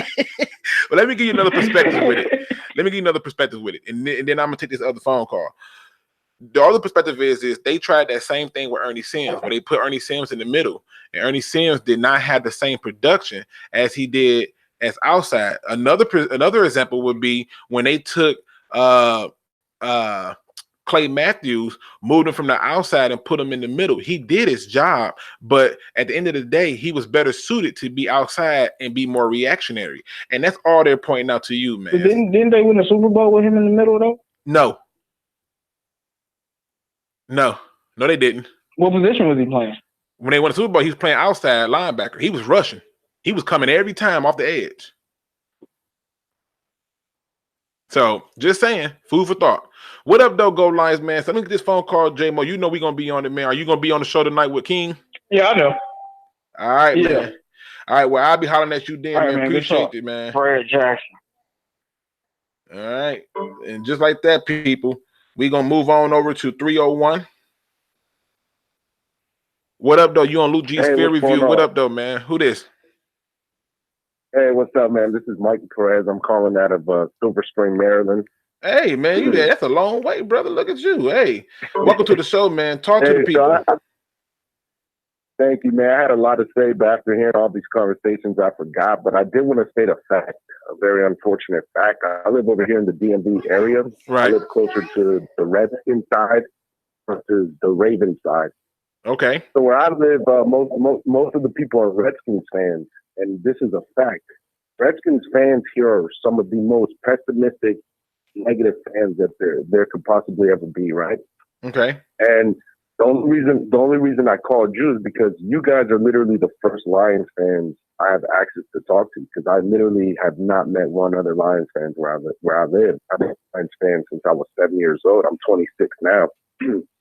So I've never had the privilege to speak to other fans. And over here where I live, so many people are supporting the Lions. So many people speak so highly of Stafford.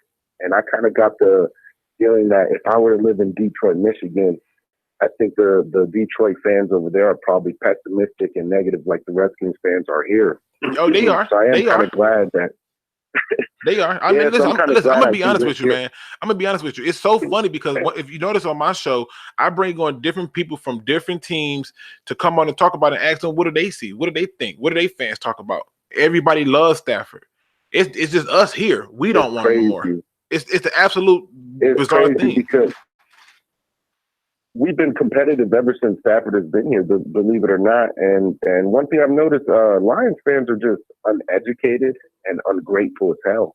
And I kind of heard something you said earlier. You played college ball, so did I. I got a full ride scholarship out of high school when I played University of Maine. I played middle linebacker. So just like you said, when I watch games, I don't watch like a fan. I'm watching like I'm watching film. Like I'm preparing for my next game. Yep. So I feel like we see the field differently. And here's the problem. The Lions fans are ungrateful. What are we going to do if we trade Stafford? He's going to go to another team, and he's going to shit on us. He's going to have success just like Eric Ebron did. So I think people need to kind of slow their roll on that in terms of that. Anyway, I don't want to make it too long, the conversation, but I did kind of want to educate fans. One thing I do like about our new president and general manager compared to Martin and those old guys was I feel like the old presidents and GM we had, they used to listen to the people too much, to the fans too much. They used to just get bad picks, and it just wasn't a good look. I like Matty P and Bob Quinn for the fact they don't care about what the media thinks. They don't care about what we think. Nope. And you know what's crazy about that though? You know what's crazy about that, Mike? And it's gonna blow your mind. Is in the past, all those GMs who was doing what the fans want, the fans never acknowledged that they were doing what they wanted and it wasn't working, and they were still mad. So it's like you're mad if they do what you want, you're mad if they don't do what you want, and then you get people who come in here and tell me, oh well, we should have took Devin Bush. Who is he going to replace? Who is he going to replace? What position is he going to take? And who is he going to start over? Because he's going to have to know how to get off. He's going to have to know how to set the edge and get to the quarterback. Who position is he going to take? And if he's not doing that, he got to know how to be a field general and direct everybody on the defense. Where is he doing that at? Of course. And another thing, like I coach football over here. I coach the #1 football program in the state of Maryland, Seneca Valley Screaming Eagles out of Germantown, Maryland. We have the most state championships. Hey, put that plug in one more time. They ain't hear you. Hold on. Let me set you up for this. Let me set you up for this plug. You got to plug that one more time, man. When people call in with that kind of good news, man, they got to put that plug in for me. So put that plug in me for one more time. You ready? So not only did I graduate from Seneca Valley High School, Screaming Eagles out of Germantown, Maryland, but I got a full ride scholarship out of there as well. And then I came back to have the opportunity to coach with my coach. So he was my high school coach, and now he hired me. We're still coaching the #1 football program in the state of Maryland. We have the most state championships. And the reason we've been able to be successful, and I kind of see the similarities between the Patriots, Bill Belichick, and then I see Matt Patricia's a guy who he's not trying to do things the Patriot way. He's just trying to do things the logical way. There's no such thing as a Patriot way. Because if you notice, Patriots don't have a way. I gotta give you one of Clue's bums, man. Talk to him, man. Yes. But that's the thing. Patriots don't have a Patriots way. They're just so damn versatile. You can't say they have a way because they're so inconsistent in a good way. Talk to him. And I noticed. And I noticed that's kind of what Bob Quinn and Matt Patricia are doing. That's something we've done here at Seneca Valley. And one thing I've heard them preach that we preach all the time is it's a fact. You have to have the next man up mentality. Like no matter what, no ifs, ands, or buts, because it's a team sport. You're only as good as your weakest link. And I've noticed that's something that the Patriots have always done, and something that we're trying to do is building depth.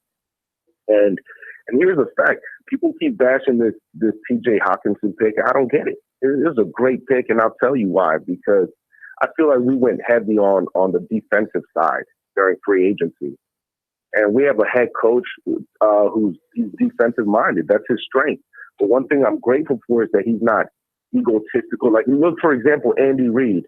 Andy Reid's one of the best damn offensive coaches in the history of the NFL, but he's stubborn as hell, and that's been his Achilles heel.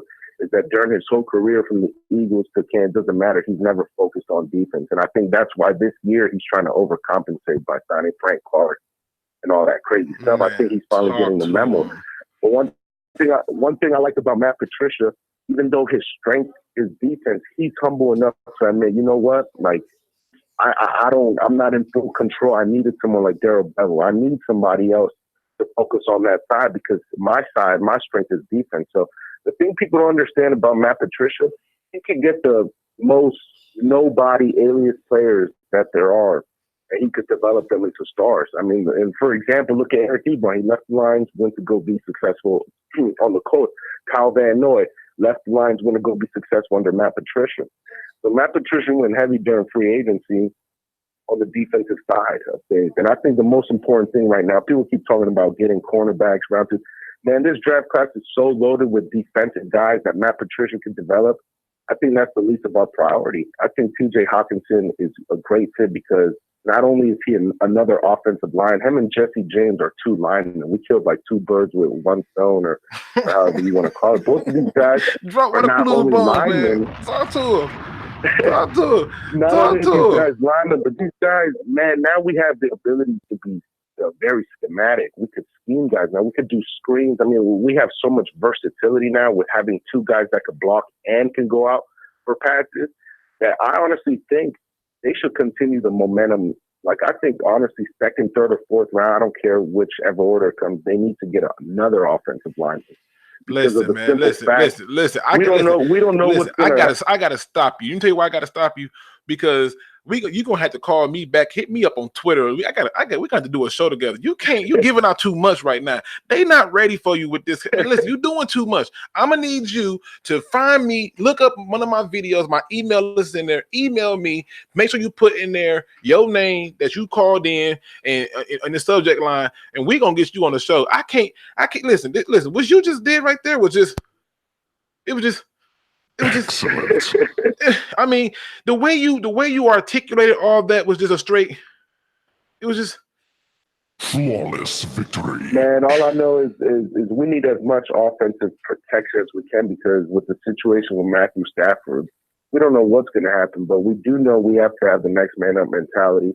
And I do know that nowadays, as long as you have a solid-ass offensive protection, offensive line, man, the majority of these quarterbacks in the NFL could strive. It doesn't matter if you're Colt McCoy, Nick Foles. Like, a lot of these backups could do the job as long as they have the protection. And a running back. And a running back, listen, man, you're not going to get I got a question for you. I don't want to cut you off, but I got a question for you because they loving what you're doing here. And question from Roland G. He says, what are your thoughts about Khalil Hodge, linebacker out of Buffalo? Man, I don't want to get too much into that because, like I said, there's so many linebackers. I could go day in and day out. Well, I tell you what. Don't even go into it. What we gonna do is hit me up, okay? Hit me up. I'm gonna get you on. We'll do a show, okay? And you can tell everybody, tell your football team, your coach, everybody. We do the show, and we get it popping that way because these nuggets you dropping, man. Don't yeah, man. I'm excited, man. I almost had to give you the censor, but I almost had to give you that, boy. Go ahead and email you. I'm gonna go ahead and email you my information and all that, man. I appreciate the phone call, man. Hey, man, as always, man, definitely hit me up, and I appreciate you calling in, man. Thanks a lot, man. All right, brother, man. Let's get it tonight, man. Hope it goes well. Absolutely, man. People. That's how you do it, people. That's how you do it. Okay? That's how you do it. Okay? That's how you call in and hit on facts. Don't come telling me about no opinions. Tell me them facts. Tell me something I can work with, I can follow. That's what's up right there, man. I like that. I like that a lot, man. I really like that a lot. So, we coming down to the wire because I'm getting ready to end this thing. But I do want to ask y'all in the chat, please post it right now. Right now, please post it. Who, if you don't know who, at least put down the position that you want to see the Detroit Lions take in the second round. The name or the position you want to see in the second round. And I'm going to try to make sure I bring it to the light on the air so people can hear your thoughts. Now, Sean Jones says, people say Washington not the R words offense to real Indian people. Okay. Top tier says offensive guard. Tim says cornerback, linebacker, offensive line. George Morgan says Jack Rapp, huh? Oh, Taylor Rapp. Okay. Taylor Rapp. We got Buffed Up who says he wants to see safety Taylor Rapp. We got let's see, we got Bob Money saying guard. We got James Sheeby. I think I pronounced that wrong. Man, welcome to the show. And What up, though? He says, Luke, I'm at work, just got on. Who's the next pick? The next pick, in my opinion, based on what Bob Quinn said, is either going to be Mac Wilson or Jalen Ferguson, based on the multiple interviews that I went through and combed through. I was able to figure out the first 3 picks in at least the first 3 positions for the draft. I could not get a beat on the 4th through 7. I was trying to figure out, but he didn't say a lot about it, and it was a little bit more daunting. Bug Spray says he won't rap. J Third said he won't DB greedy. MicroMike says he won't Byron Murphy. Nicholas says O-line in his opinion. Lordy Wesley says Mac Wilson. I think you might be getting your wish with that one. Let me see. Make sure I ain't miss nobody, man. Let me go back up. Did I pass anybody? General G. Berry says Luke didn't want to hang up, but baby Debo is demanding it. Okay, all right. Brendan, see if I said that. Pingley, I hope I said that right. Says Byron Murphy. I mean, Byron Murphy getting a lot of love right now. Lions Lee says cornerback / safety. Baby Lion say corner. Antoine Harrison says great call. Yes, man, he was on fire. You can tell he knows some football, people. No wonder he got the top program going on up in Maryland. Okay, he got that thing going for real. Technical Jeff says great call, man. Listen, hey, I'm gonna get him on this show. He don't know it yet, but it's gonna happen. I'm gonna find a way to get him on. Okay, make no mistake about it. Eric Whittaker says safety. Roland G says linebacker, offensive guard, cornerback, but we need Cody Ford. Okay. Let me see what else. Let me see. Make sure I ain't missing nobody. Jack Bang says, yep, that man knew his football. Boy, didn't he? Whoa. You talk about something paying attention. Also, I got another vote for Khalil Hodge. And Jack Bain says, George, is it rap though? Okay, I don't know what's going on over there. Another cornerback, linebacker for Baby Lions. Lions Lee says outside line, says offensive line, linebackers, 3rd and 4th round. Okay. Let me see. Let me go on down. I'm gonna keep on going down. Gotta keep scrolling, people. George Morgan says Amani Award, cornerback out of Penn State. Antoine says O-line. 2 Leader says he want an edge rusher. I'm telling you, it's gonna either be Mac Wilson or Jalen Ferguson, unless they get tooken. I mean, the way that I'm looking at the team's top 3 needs, those guys are gonna slide. We got Michael Christian who says he wants Murphy. We got Big Rube. He says he wants Mac Wilson. Tone of Voice says, at this point, I don't even care. I trust them to make the best available pick at the position of need. Talk to him. Let me drop one of Clues Bombs for you, man, because you are spot on with that. Give him some love, man. Drop one of Clues Bombs for you for that comment, man. All right, we got let me see. We got Lions fan 75 says Chauncey Gardner Johnson. David Griffin says offensive line in the 3rd. Lions fan 75 says Blake Chaseman. Now, I did not see that name coming up at all. Okay. That's the guy, I believe, out of Minnesota, right? Linebacker. Roland G says he is interested. Let me make sure I roll back up a little bit. I'm sorry. Let me see. We got Cody Ford for B Money. I gotta come down a little bit. And I think I'm caught up. I think that's it. Carl Alexander says Ford or Reisner. The Chosen Joe. I see what you did there. He says, what up, though? Excited for day 2? Absolutely, I am as well. Let me see who else we got. Nomis says, what up, Luke G? What up, though, Nomis? Make sure you hit me up, man. We still gotta, we got work to do. We got things that gotta get done. Let me see. We got Skino Bino. What's good, my G? What up, though? What's going on with you? Snow OG. I hope I'm saying it right. Snow OG says I like Ford or Reisner too. Nomis says he won't Mr. Bo Ben Shaw. Thank you for putting it phonetically for him too. Thank you, because I have a hard time with that man's name. Let me see. The baby Suflex says he wants Chase Winovich. Jack Bain says Dieter for president. Okay, all right. Well, I happen to, I think that you guys are looking at it. What I would do is I would challenge you to just look at this. Just simply go and look at the remaining prospects at the position that you want. And if you like a certain prospect, this is kind of a little bit of homework. I know that many of you are probably like, this is crazy. But what I would do is I would look up and see, do they fit in the SEC or Big Ten conference? Look at those two spots, SEC or Big Ten conference. And then the next top conference outside of those two was, let me see. Let me go back to my notes, because I have to keep my notes on while I'm breaking these codes. Let me see. Okay. I know that here we go. Thank you.